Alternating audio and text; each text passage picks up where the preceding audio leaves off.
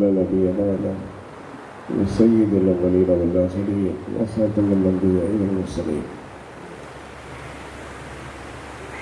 وعلى آله وأصحابه الطاهرين وأمهات المؤمنين رضي الله عنهم أجمعين.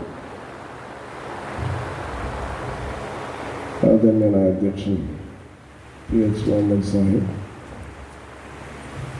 ഇവിടെ പ്രഭാഷണം നിർവഹിക്കുന്ന ബഹുമാനനായ PM അമീൻ സാഹിബ്, ഷാജി അവറുകൾ, വേദിയിലും സദസ്സിലും ഇരിക്കുന്ന സഹോദരന്മാരെ സഹോദരിമാരെ, അസ്സലാമു അലൈക്കും വറഹ്മത്തുള്ളാഹി വബറകാതുഹു.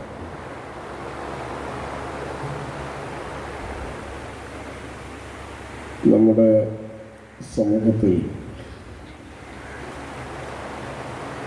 ഏറ്റവും ഉത്തമരായ ആളുകൾ, ശ്രേഷ്ഠരായ ആളുകൾ ഖൈറുക്കും മൻ തഅല്ലമൽ ഖുർആന വഅല്ലമഹു, ഖുർആൻ പഠിക്കുകയും പഠിപ്പിക്കുകയും ചെയ്യുന്നവരാണ്. ഈ ഉമ്മത്തിൽ ഏറ്റവും ഉന്നതരായ മനുഷ്യർ ഖുർആൻ പഠിക്കുകയും പഠിപ്പിക്കുകയും ചെയ്യുന്നവരാണ്. പിന്നെ ഖുർആൻ പഠിക്കാൻ ധാരാളം സൗകര്യങ്ങൾ നമുക്കുണ്ട്. കേരളത്തിലെല്ലാ ഗ്രാമങ്ങളിലും ഖുർആൻ സ്റ്റഡി സെൻ്ററുകളുണ്ട്, ഓൺലൈൻ സ്റ്റഡി സെൻ്ററുകളുണ്ട്. ഖുർആൻ നമുക്ക് ആപ്പുകൾ ഇൻസ്റ്റാൾ ചെയ്ത്, സോഫ്റ്റ്വെയറുകൾ ഇൻസ്റ്റാൾ ചെയ്ത് ഖുർആൻ പഠിക്കാനുള്ള സംവിധാനങ്ങളുണ്ട്. പിന്നെ നമ്മളെ സംബന്ധിച്ചിടത്തോളം ഖുർആൻ പഠിക്കാനുള്ള സംവിധാനങ്ങൾ ധാരാളമാണ്. പക്ഷേ ഖുർആൻ ആ രീതിയിൽ ആളുകൾ പഠിക്കുന്നുണ്ടോ ചോദിച്ചാൽ കുറവാണ്. പക്ഷെ മുമ്പത്തെക്കാൾ അപേക്ഷിച്ച് ആളുകൾ ഖുർആനിനോട് സ്നേഹമുള്ളവരും അടുപ്പമുള്ളവരും ഖുർആൻ പഠിക്കാൻ മനസ്സുള്ള ആളുകളുമാണ്. അതിൻ്റെ ഒരു ഉദാഹരണമാണ് ഖുർആൻ പഠിക്കുക. അതിനുവേണ്ടി സമ്മേളനങ്ങൾ വിളിച്ചാലൊക്കെ ആളുകൾ ധാരാളമായി വരുന്നതും ഇതിനോടുള്ള ഇഷ്ടവും സ്നേഹവും ആളുകളിലുണ്ട്. എങ്ങനെയാണ് നമ്മൾ ഖുർആൻ പഠിക്കേണ്ടത്? ഖുർആനിനോട് നമ്മൾ എന്ത് സമീപനമാണ് സ്വീകരിക്കേണ്ടത്? ഖുർആൻ എന്ന് പറയുന്നത് മനുഷ്യൻ്റെ മനസ്സുകളോട് സംബന്ധിച്ചൊരു ഗ്രന്ഥമാണ്. മനുഷ്യൻ്റെ ഇന്നത്തെ ഏറ്റവും വലിയ പ്രത്യേകത എന്ന് പറയുന്നത് ഹൃദയമുണ്ട് എന്നതാണ്, തലച്ചോറുണ്ട് എന്നതല്ല. വിവരമുണ്ട് എന്നത് മനുഷ്യൻ്റെ ഒരു പ്രത്യേകതയേ അല്ല. കാരണം നമ്മുടെക്കാൾ കൂടുതൽ വിവരമുള്ള യന്ത്രമനുഷ്യർ ലോകത്തുണ്ട്. സെർച്ച് എഞ്ചിനുകൾ ധാരാളമുണ്ട്.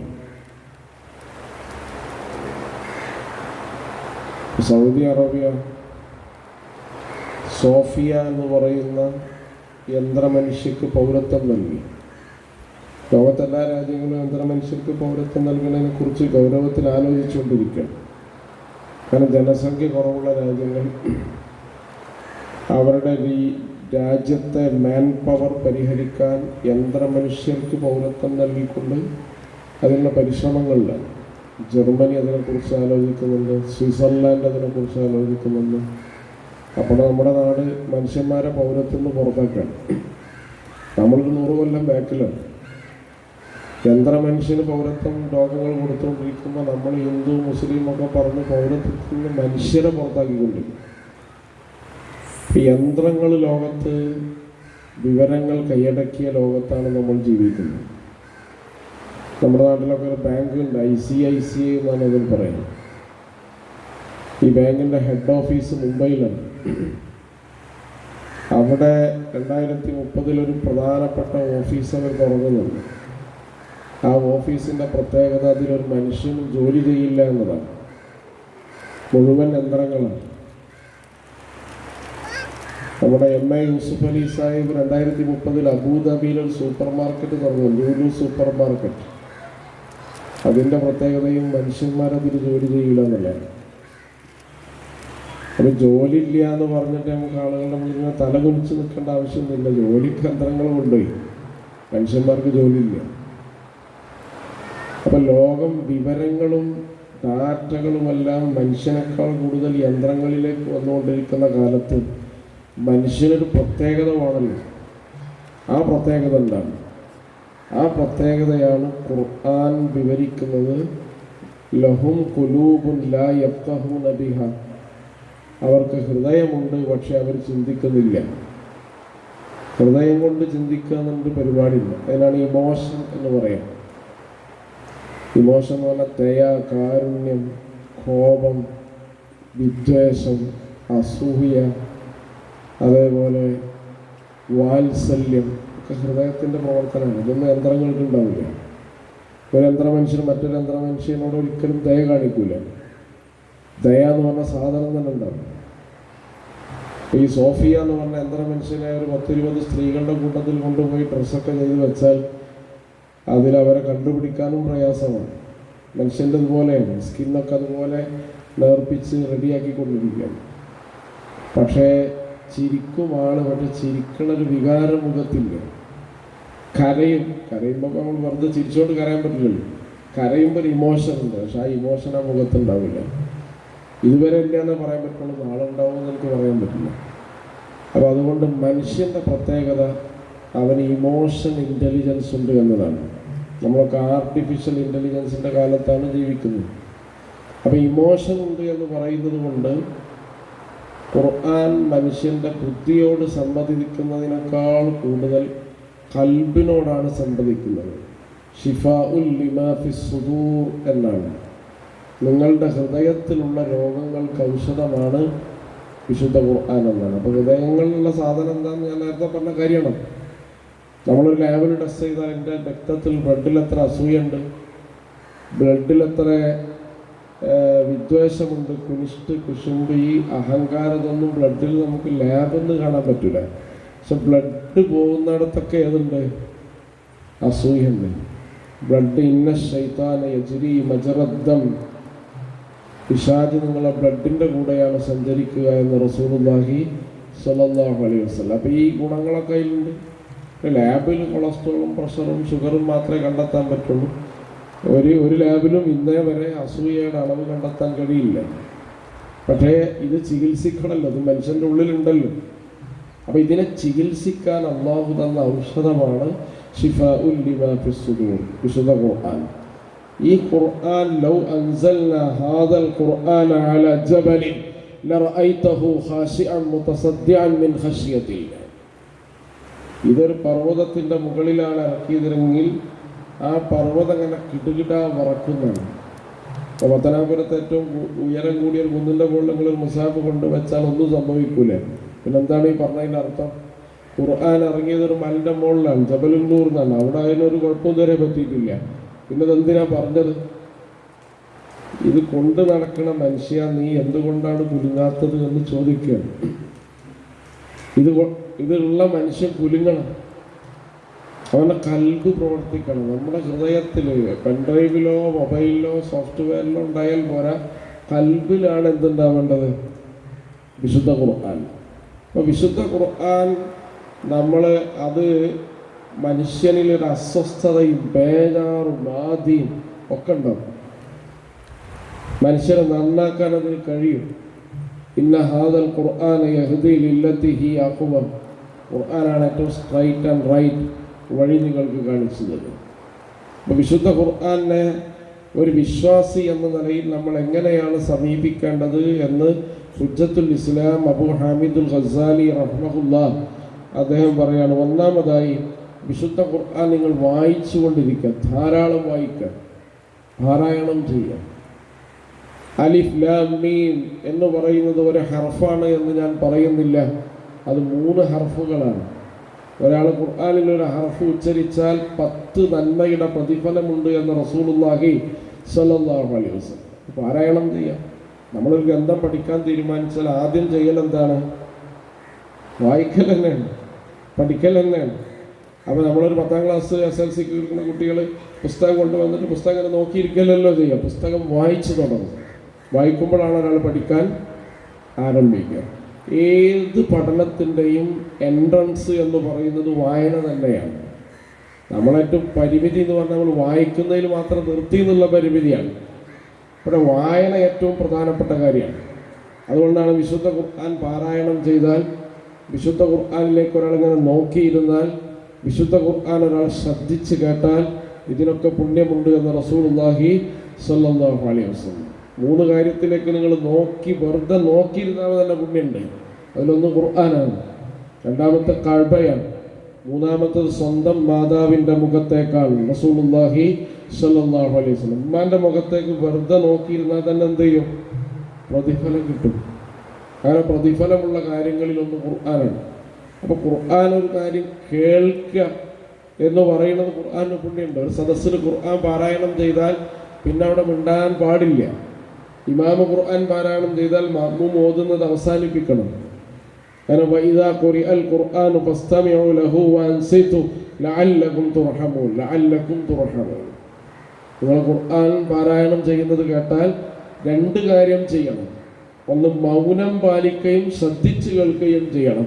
പിന്നെ അവിടെ കസാര റെഡിയാക്കാനോ ബാനർ റെഡിയാക്കാനോ ഒന്നും പറ്റില്ല. ചില സ്ഥലത്ത് ഖുർആൻ സമ്മേളനമൊക്കെ അല്ലേ എന്ന് കരുതിയിട്ട് ഖുർആൻ ആദ്യം പ്ലേ ചെയ്യും, എന്നിട്ട് പിന്നെ ബാക്കിയുള്ള പണിയൊക്കെ നമ്മളിങ്ങനെ എടുക്കും. ആ പരിപാടി ഇല്ല. അത് നിങ്ങൾക്ക് കേൾക്കണമെങ്കിൽ വേറെ പാട്ടോ പരിപാടിയൊക്കെ നടത്താം. ഖുർആൻ ഒരു സദസ്സിൽ കേട്ടാൽ അതിൽ അടിസ്ഥാനപരമായ നിബന്ധന ഇസ്തമിഉ ലഹു വഅൻസിതു, ഉണ്ടാതിരിക്കലാണ്. പിന്നെ നമുക്കൊന്നും ചെയ്യാനുള്ള അവകാശമില്ല. അങ്ങനെ ചെയ്താൽ അത് അള്ളാഹുവിനെ നിന്ദിക്കലാണ്. അങ്ങനെ പടച്ചോനെ റെസ്പെക്ട് ചെയ്യുന്നതിൻ്റെ അദബിൻ്റെ ഭാഗമാണ് ഖുർആൻ. അപ്പോൾ വിശുദ്ധ ഖുർആൻ എന്ന് പറയുന്നത് കേൾക്കലും കാണലും വായിക്കലും പുണ്യമുള്ള കാര്യമാണ്. വടക്കൻ ഗസയിൽ ജീവിച്ചിരുന്ന മറിയം എന്ന് പറയുന്ന 7 വയസ്സുകാരിയായ കുട്ടി കഴിഞ്ഞ പെരുന്നാളിന് നമ്മളൊക്കെ ഒരു വീഡിയോ കണ്ടിട്ടുണ്ടാവും. ആ വീഡിയോയിൽ എന്താണ്? എൻ്റെ ഉമ്മ രക്തസാക്ഷിയാണ്, പെരുന്നാളിന് എനിക്ക് ഭക്ഷണം ഉണ്ടാക്കി തരാൻ ആരുമില്ല. എൻ്റെ ഉപ്പ രക്തസാക്ഷിയാണ്, പെരുന്നാളിന് വസ്ത്രം വാങ്ങിത്തരാൻ ആരുമില്ല. പെരുന്നാളിനൊക്കെ എൻ്റെ കൂടെ കളിക്കേണ്ടിയിരുന്ന 2 സഹോദരന്മാരും രക്തസാക്ഷികളാണ്. ഞാൻ ഒറ്റപ്പെട്ടിരിക്കുകയാണ്, അഭയാർത്ഥി ക്യാമ്പിലാണ്. അപ്പം ഈ ആഴം, ദുഃഖത്തിൻ്റെ ആഴം മറക്കാൻ ഈ കുട്ടി എന്താണ് ചെയ്യാന്ന് ചോദിച്ച് പത്രപ്രവർത്തകരോട് ആ കുട്ടി പറയാണ്. 7 വയസ്സായ കുട്ടിയാണ്. എന്താണ് ചെയ്യുക മോളെ എന്ന് ചോദിച്ചപ്പോൾ ആ കുട്ടി പറയുന്നത്, ഞാനൊരു 6 ദിവസം കൂടുമ്പോൾ ഖതമുൽ ഖുർആൻ ചെയ്യുമെന്നാണ്. 6 ദിവസം കൂടുമ്പോൾ ഖുർആൻ മുഴുവൻ ഓതി തീർക്കും. ആര്? 7 വയസ്സായ കുട്ടി. എവിടെ ജീവിക്കണത്? പത്തനാപുരത്തല്ല, ഗസയിലാണ്. ഗസയുടെ പ്രത്യേകത തലക്ക് മീതെ F-16 അപ്പാശയും, അതേപോലെ നമുക്കറിയാം ഏത് സമയത്തും മരണം ഇങ്ങനെ വരുമെന്ന് പേടിച്ച് വിറച്ച് കഴിഞ്ഞുകൊണ്ടിരിക്കുന്ന ഉറക്കമില്ലാത്ത കുട്ടികൾ ലോകത്ത് ഏറ്റവും കൂടുതലുള്ളത് ഗസയിലാണ്. ആ കുട്ടികളുടെ ഒരു പ്രതിനിധിയാണ് 6 ദിവസം കൊണ്ട് ഖുർആൻ ഓതി തീർക്കുന്നത്. അപ്പോൾ നമ്മൾ സമയമില്ല എന്ന് പറഞ്ഞാൽ പഠിച്ചം ചിരിക്കും. ആർക്ക് സമയമുണ്ട്? നിങ്ങൾക്ക് സമയമുണ്ടല്ലോ, പിന്നെ നിങ്ങൾക്ക് സമയമില്ല എന്ന് പറഞ്ഞാൽ പഠിച്ച ഒരിക്കലും അംഗീകരിക്കില്ല. കാരണം ഈ ഇത്ര പ്രതിസന്ധിയുള്ള ഒരു കുട്ടിക്ക്, 7 വയസ്സായ കുട്ടിക്ക് അങ്ങനെ. അല്ലാമ ഇമാം നവവി റഹ്മഹുള്ള പറയാണ്, ഒരാളിൽ നന്മയുണ്ട് എന്ന് ഞങ്ങൾ മനസ്സിലാക്കൽ 40 ദിവസം കൂടുമ്പോൾ അയാൾ ഖുർആൻ പാരായണം ചെയ്ത് തീർക്കുമ്പോഴാണ്. ഓരോ 40 ദിവസം കൂടുമ്പോൾ അയാൾ ഖുർആൻ പാരായണം ചെയ്ത് തീർത്താലാണ് അയാളിൽ നന്മയുണ്ട് എന്ന് സലഫു സാലിഹ്യങ്ങൾ മനസ്സിലാക്കാറുള്ളത്. നന്മ ഇല്ലെങ്കിൽ നന്മ കുറവുണ്ട്. 3 ദിവസം കൊണ്ട് ഖുർആൻ പാരായണം ചെയ്ത് തീർക്കുന്ന ആളുകൾ ഞങ്ങളുടെ കൂട്ടത്തിലുണ്ടെങ്കിൽ ഞങ്ങൾ മനസ്സിലാക്കും അവർക്ക് കുറച്ച് തീവ്രത കൂടുതലാണ്. അതും പാടില്ല, വളരെ വേഗത്തിൽ ഓതി തീർക്കാനും പാടില്ല. അപ്പോൾ സലഫു സാലിഹ്യങ്ങളുടെ ചര്യയാണ് ഖുർആൻ എല്ലാ ദിവസവും ഇത്ര ആയത്തുകൾ പാരായണം ചെയ്യുമെന്നത്. അതുകൊണ്ട് പ്രിയപ്പെട്ട സഹോദര സഹോദരി, വിശുദ്ധ ഖുർആൻ വായിച്ചു തുടങ്ങുക. നമ്മൾ പഠിച്ച് ഒരു ദിവസം പോലും ഖുർആൻ ഉച്ചരിക്കാതെ കഴിഞ്ഞു പോകാൻ പാടില്ല. അത് സമയം ഏതാണെന്നൊക്കെ നമുക്ക് തിരഞ്ഞെടുക്കാം. പക്ഷെ നമ്മൾ രാവിലെ എഴുന്നേറ്റ് രാത്രി തിരിച്ച് ബെഡിലേക്ക് പോകുന്നതിന് മുമ്പ് ഈ വിശുദ്ധ ഖുർആൻ പാരായണം ചെയ്യാനുള്ളൊരു സമയം നമ്മുടെ ടൈം ടേബിൾ ഷെഡ്യൂളിൽ നമ്മൾ കൃത്യപ്പെടുക്കണം. അത് വളരെ പ്രധാനപ്പെട്ട കാര്യമാണ്. 2-ാമത്തെ കാര്യം എന്ന് പറയുന്നത് ഹിഫ്ള് ചെയ്യുക. ഖുർആൻ ഫോണിൽ ഹിഫ്ള് നമ്മൾ പരിചയപ്പെട്ട് ആദരിക്കുന്നതൊക്കെ ഉണ്ട്. ചെറിയ കുട്ടിയാണ്. അതും മുസ്ലിം സമൂഹത്തിൻ്റെ ഏറ്റവും പ്രധാനപ്പെട്ട ട്രഡീഷനാണ്. ഈ ഉമ്മത്തിലെ മഹാന്മാരുടെ സ്വഭാവം അളക്കുന്നത് അവർക്ക് എത്ര ഹിഫ്ളുണ്ട് നോക്കിയിട്ടാണ്. ഹിഫ്ളൊക്കെ ഇമാം ഷാഫിഈ 7ാമത്തെ വയസ്സിലാണ് ഖുർആൻ മനഃപ്പാഠമാക്കിയത്. ഇമാം അബൂ ഹനീഫ 7ാമത്തെ വയസ്സിലാണ്. ഇമാം അഹ്മദ് ബിൻ ഹംബൽ 10 വയസ്സിലാണ്. ഇമാം മാലിക് 7ാമത്തെ വയസ്സിലാണ്. അല്ലാമ ഡോക്ടർ യൂസുഫുൽ കർദാവി 10ാമത്തെ വയസ്സിലാണ്. ആദ്യത്തെ എപ്പോഴത്തെ മനുഷ്യന്മാർ ചെറുപ്പത്തിൽ ഖുർആൻ എല്ലാവരും ഹാഫിളീങ്ങളാവുക എന്നത് ഒരിക്കലും സാധ്യമായ കാര്യമല്ല. അത് മുസ്ലിം ഉമ്മത്തിൻ്റെ ഒരു പാരമ്പര്യമാണ്. ആ പാരമ്പര്യത്തെ നമുക്ക് നിഷേധിക്കാൻ പറ്റില്ല. ഈ പാരമ്പര്യത്തോട് ചേർത്ത് വെച്ചിട്ടേ നമുക്ക് മുന്നോട്ട് പോകാൻ പറ്റുള്ളൂ. ആ പാരമ്പര്യത്തിൽ ഒന്നാണ് ഹിഫ്ള് എന്ന് പറയുന്നത്. കാരണം ഖുർആൻ തന്നെ നമുക്ക് കിട്ടിയത് എങ്ങനെയാണ്? ഹിഫ്ളിലൂടെയാണ്. പണ്ടൊന്നും എഴുതി വെച്ച് ഡിജിറ്റൽ സോഫ്റ്റ് കോപ്പി പകർത്തി ഫോർവേഡ് ചെയ്യുന്ന പരിപാടിയില്ലല്ലോ. ഹിഫ്ള് ചെയ്തിട്ടാണ്. ഹിഫ്ള്, ഞാൻ ഒരാളെ വിശ്വസിച്ചു, അയാൾ എനിക്ക് പകർന്നു തന്നു, എന്നെ വിശ്വസിച്ച ഒരാൾക്ക് ഞാൻ പകർന്നു. ഇങ്ങനല്ലേ ഈ ഉമ്മത്തിൻ്റെ എല്ലാ പൈതൃകവും നമുക്ക് കിട്ടിയത്. വിശുദ്ധ ഖുർആന്റെ ഏറ്റവും വലിയ പ്രത്യേകത ഖുർആൻ, ആദ്യത്തെ ഖുർആൻ ഇപ്പോഴും ഉണ്ട് എന്നതാണ്. അത് ചരിത്രപരമായ പ്രത്യേകതയാണ്. മഹാനായ ഉസ്മാൻ ബിൻ അഫ്ഫാൻ റളിയല്ലാഹു അൻഹു രക്തസാക്ഷിയാവുമ്പോൾ അദ്ദേഹം പാരായണം ചെയ്തു. അദ്ദേഹത്തിൻ്റെ അടുത്താണ് ഏറ്റവും പഴയ മുസാഫിൻ്റെ കോപ്പി ഉള്ളത്. അദ്ദേഹം രക്തസാക്ഷിയാവുന്ന സമയത്ത് അദ്ദേഹത്തിന് വെട്ടേറ്റ് അദ്ദേഹത്തിൻ്റെ തല കണ്ട് ഒടിഞ്ഞു തൂങ്ങി വീണത് എവിടേക്കാണ്? വിശുദ്ധ ഗ്രന്ഥത്തിലേക്കാണ്. ആ ഗ്രന്ഥം ഇന്നും ലോകത്തുണ്ട് എന്നുള്ളത് കുറേ കാലം കഴിഞ്ഞിട്ടാണ് നമുക്ക് മനസ്സിലായത്.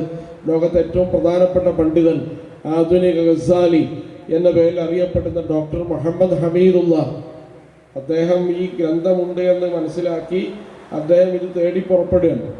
അങ്ങനെ തേടി പുറപ്പെട്ട് ഉസ്ബെക്കിസ്ഥാൻ്റെ തലസ്ഥാനമായ തഷ്കൻഡിലാണ് ഈ മുസാഫ് സൂക്ഷിച്ചു വെച്ചിട്ടുള്ളത്. അപ്പോൾ അദ്ദേഹം എങ്ങനെ ഇത് തഷ്കൻഡിലെത്തി? നേരത്തെ തുർക്കുമാനിസ്ഥാനിലായിരുന്നു. തുർക്കുമാനിസ്ഥാനിലായ സമയത്ത് അവിടെ സോവിയറ്റ് യൂണിയൻ, അവിടെ ബോൾഷെവിക് റവല്യൂഷൻ നടന്നു. ആ നടന്ന സന്ദർഭത്തിൽ വിശുദ്ധ ഖുർആന്റെ കോപ്പി, ഏറ്റവും പഴയ കോപ്പി തുർക്കുമാനിസ്ഥാനിലാണ്. അന്ന് സഖാവ് ലെനിൻ പറഞ്ഞു, നിങ്ങൾ മുസ്ലിങ്ങളായ ആളുകളൊക്കെ ഈ ബോൾഷെവിക് റവല്യൂഷൻ്റെ കൂടെ കൂടുക, നിങ്ങൾക്ക് ഏറ്റവും പഴയ മുസാഫിൻ്റെ കോപ്പി സ്വന്തമാക്കാമെന്ന് പറഞ്ഞു. അങ്ങനെ കുറേ ആളുകൾ അദ്ദേഹത്തിൻ്റെ കൂടെ കൂടി. അങ്ങനെ വിപ്ലവം കഴിഞ്ഞപ്പോൾ സഖാവ് ലെനിൻ്റെ അടുത്ത് കൂടെ കൂടിയ ആളുകളൊക്കെ വന്ന് ചോദിച്ചു, അല്ല പഴയ മുസാഫ് ഞങ്ങൾക്ക് വേണം എന്ന് പറഞ്ഞപ്പോൾ പറഞ്ഞു, സഖാവ് ലെനിൻ സൈന്യത്തോട് പറഞ്ഞു, ആ മുസാഫ് കത്തിച്ച് കളയൂ എന്ന് പറഞ്ഞു. കൂടെ കൂടിയവരോട് പണ്ടും ഇപ്പോഴൊക്കെ ആ സമീപനല്ലേ. അപ്പോൾ അതുകൊണ്ട് യഥാർത്ഥത്തിൽ ഇവിടെ ആ മുസാഫ് എന്ത് ചെയ്തു? കരിച്ച് കളയാൻ വേണ്ടി, കത്തിച്ച് കളയാൻ ഉത്തരവിട്ടു. അപ്പോഴാണ് തുർക്കുമാനിസ്ഥാനിലെ കമാൻഡറായിരുന്ന ജനറൽ അലി അക്ബർ പാഷ, അദ്ദേഹം ഈ മുസാഫ് എടുത്തിട്ട് ട്രെയിൻ ഒറ്റക്ക് ഓടിച്ചിട്ടാണ് ഇവിടെ കൊണ്ടുപോകുന്നത്, തഷ്കൻഡിലേക്ക്, സോവിയറ്റ് യൂണിയന്റെ സൈന്യത്തിന്റെ പരിധിനപ്പുറത്തുള്ള ഒരു രാജ്യത്ത് കൊണ്ടുപോയി ഈ ഖുർആനിന്റെ കോപ്പി സംരക്ഷിക്കുന്നത്. അതിനൊരു ഫോട്ടോസ്റ്റാറ്റ് കോപ്പി ഇസ്താംബൂളിലുണ്ട്. ഈ ഖുർആന്റെ ഒരു കോപ്പി തുർക്കിയിൽ ഇസ്താംബൂളിലുണ്ട്. അപ്പോൾ മുഹമ്മദ് ഹമീദുള്ള ചെന്നിട്ട് ആ ഖുർആൻ ഇങ്ങനെ എടുത്ത് പരിശോധിച്ചു. അദ്ദേഹത്തിന്റെ പോക്കറ്റിലുള്ള മുസാഫ് എടുത്തു. എന്നിട്ട് ഇങ്ങനെ ഓരോന്ന് ഓതാൻ തുടങ്ങും. അദ്ദേഹം പറയാം, എൻ്റെ കയ്യിലുള്ള ഈ മുസാഫും ഈ മ്യൂസിയത്തിലുള്ള മുസാഫും തമ്മിൽ ഒറ്റ വ്യത്യാസമേ ഉള്ളൂ. സൂറത്തുൽ ബഖറയിലെ 134 മുതൽ 138 വരെയുള്ള ആയത്തുകളിൽ രക്തപ്പാടുകളുണ്ട് എന്നതൊഴിച്ചാൽ വേറൊരു വ്യത്യാസവും ഞാൻ കണ്ടില്ല. ആ രക്തപ്പാട് ഉസ്മാൻ ബിൻ അഫ്ഫാൻ റളിയല്ലാഹു അൻഹുവിന്റെ രക്തസാക്ഷിത്വത്തിന്റെ അടയാളം. അപ്പോൾ ഖുർആനിൽ ഒരു മാറ്റത്തിരുത്തലില്ല എന്ന് വെറുതെ പ്രസംഗിക്കല്ല, ലോകത്ത് ചരിത്രം സാക്ഷ്യമാണ്. ഏറ്റവും പറയാൻ കുഴപ്പമുണ്ട്. ബൈബിളിനെ കുറിച്ച് അത് പറയാൻ പറ്റില്ലല്ലോ, ഭഗവത്ഗീതനെ കുറിച്ചും മഹാഭാരതത്തെ കുറിച്ചൊന്നും അത് പറയാൻ പറ്റില്ല. ചരിത്രപരം, അത് ഐതിഹ്യങ്ങളാണ്. അപ്പോൾ അതുകൊണ്ട് ഞാനതിൻ്റെ വിശദാംശങ്ങളിലേക്കല്ല പോകുന്നത്. ഈ വിശുദ്ധ ഖുർആൻ നമ്മിലേക്ക് തലമുറകളായി കൈമാറിയത് ഹിഫ്ള് കൊണ്ടാണ്. അതുകൊണ്ട് പ്രിയപ്പെട്ടവരെ, നമ്മുടെ കൽബിൽ ഖുർആൻ അല്പമെങ്കിലും ഉണ്ടാവണം, വിശുദ്ധ ഖുർആൻ ഉണ്ടാവണം. എല്ലാവരും മുഴുവൻ മനഃപ്പാഠമാക്കണം എന്നല്ല ഞാൻ പറയുന്നത്, പക്ഷെ അല്പമെങ്കിലും ഖുർആൻ നമ്മുടെ കൽബിൽ ഉണ്ടാവും. അപ്പോൾ വിശുദ്ധ ഖുർആൻ ഹൃദയത്തിലുള്ള ആളുകളായാൽ ആ ഹൃദയത്തിൻ്റെ പ്രത്യേകത, ആ ഹൃദയത്തിൽ ആൾതാമസമുള്ള വീട് പോലെയാണെന്ന് റസൂലുള്ളാഹി സ്വല്ലല്ലാഹു അലൈഹി വസല്ലം. ആൾതാമസമുള്ള വീടിൻ്റെ പ്രത്യേകത എന്താണ്? നമ്മളൊരു വീട് കയറ്റിയിട്ട് ഗൾഫിൽ പോയാൽ തിരിച്ചു വരുമ്പോൾ വീട് നിറയെ ചെളി അഴുക്കായിരിക്കും. ആൾതാമസം ഉണ്ടെങ്കിൽ ഡെയിലി ഇങ്ങനെ എന്ത് ചെയ്യും? ശുചീകരിച്ചു കൊണ്ടിരിക്കും. ആൾതാമസമുള്ള ഹൃദയം പോലെയാണ് ഖുർആനുള്ള ഹൃദയം എന്ന റസൂലുള്ളാഹി സ്വല്ലല്ലാഹു അലൈഹി വസല്ലം. മറ്റേത് ആൾതാമസമില്ലാത്ത ഹൃദയം പോലെ. അപ്പോൾ ഒരു ദിവസം 1-2 ആയത്തൊക്കെ പഠിക്കുക, മനഃപ്പാഠമാക്കുക. മുതിർന്ന ആളുകൾ വയസ്സ് കൂടുന്തോറും മനഃപ്പാടാക്കാനുള്ള കപ്പാസിറ്റി കുറയും. അതേസമയം നമുക്ക് കഴിയാവുന്ന അത്ര ഹൃദയത്തിൽ ഖുർആൻ ശേഖരിച്ചു വെക്കുക. അതൊരു ശൈലിയാണ്. അതൊരു ഖുർആനിനോടുള്ള സമീപനത്തിൻ്റെ ഏറ്റവും പ്രധാനപ്പെട്ടതാണ്. ഗസയിലെ ആളുകളുടെ ഏറ്റവും വലിയ പ്രത്യേകത എന്താണ്? ഗസയിലെ ആളുകൾ അവരുടെ ഭൂമിക്ക് മുകളിൽ ജീവിച്ചിരിക്കുന്ന 70% മനുഷ്യരും, ഏതെങ്കിലും ഒരു പ്രദേശത്ത് ജീവിച്ചിരിക്കുന്ന 70% ആളുകൾ ഖുർആൻ ഭാഗികമായോ പൂർണ്ണമായോ ഹിഫ്ള് ചെയ്തവരുണ്ടെങ്കിൽ അത് ഗസക്കാർ മാത്രമാണ്. ഗസയുടെ പ്രത്യേകത എല്ലാവരും ഖുർആൻ പഠിക്കും. അവിടുത്തെ നേതാക്കന്മാർ ഇസ്മായിൽ ഹനിയ, ഖാലിദ് മുഷൽ, ഖലീൽ അബു ഹയ്യ തുടങ്ങിയ ആളുകളൊക്കെ ഹാഫിളീങ്ങളാണ്, ഖുർആൻ പഠിച്ചവരാണ്. ചെറിയ കുട്ടികൾ അവർ പഠിക്കുന്നത് ഖുർആനാണ്. എല്ലാ പള്ളികളിലും ഖുർആനിൻ്റെ ക്ലാസ്സുകളും ഖുർആൻ ഹിഫ്ളുശാലകളുമുണ്ട്. 250 പള്ളികളുടെ ഇസ്രായേൽ തകർത്ത എല്ലാ പള്ളികളുടെയും പ്രത്യേകത എന്താണ്? നിസ്കാരം മാത്രമല്ല, ഖുർആൻ പാഠശാലകളുമുണ്ട് എന്നതാണ്. അപ്പോൾ ഇങ്ങനെ ഹിഫ്ളിൻ്റെ കേന്ദ്രങ്ങളുണ്ടായിരുന്നു അവിടെ. നിങ്ങൾ ഇസ്മായിൽ ഹനിയ മരണപ്പെട്ടു പോയ രക്തസാക്ഷിയായ മനോഹരമായി ഖുർആൻ പാരായണം ചെയ്യുന്ന ആളാണ്. ഖത്തറിൽ ജീവിച്ച ആളുകൾക്കറിയാം. അദ്ദേഹം തറാവീഹിനൊക്കെ ഇമാമ് നിൽക്കുന്ന പള്ളിയിൽ ഇമാമ് നിൽക്കുന്ന ആളാണ്. മനോഹരമായി ഖുർആൻ പാരായണം ചെയ്യും. അദ്ദേഹത്തിൻ്റെ അംഗരക്ഷകരും ഹാഫിളീങ്ങളാണ്. അദ്ദേഹത്തിൻ്റെ കൂടെയുള്ള ആളുകൾ എന്താണ്? ഹാഫിളീങ്ങളാണ്. ഹാഫിൾ വസീം എന്ന് പറയുന്ന 75 വയസ്സുകാരൻ ടെഹ്റാനിലേക്ക് അദ്ദേഹത്തിൻ്റെ അംഗരക്ഷകനായി പോയതാണ്. ഇസ്മായിൽ ഹനിയയുടെ കൂടെ രക്തസാക്ഷിയായ ഒരാൾ ആരാണ്? ഈ വസീം എന്ന് പറയുന്ന അംഗരക്ഷകനാണ്. യാത്രയിൽ എല്ലായിടത്തും ഇസ്മായിൽ ഹനിയെ കൂടെ കൂട്ടിയിരുന്നത് ആരെയായിരുന്നു? വസീമിനെയായിരുന്നു. വസീമിൻ്റെ പ്രത്യേകത, ഒരായത്ത് ഇങ്ങനെ ഓതിയാൽ അപ്പുറത്തെ ആയത്ത് ആർക്ക് ഓതാം?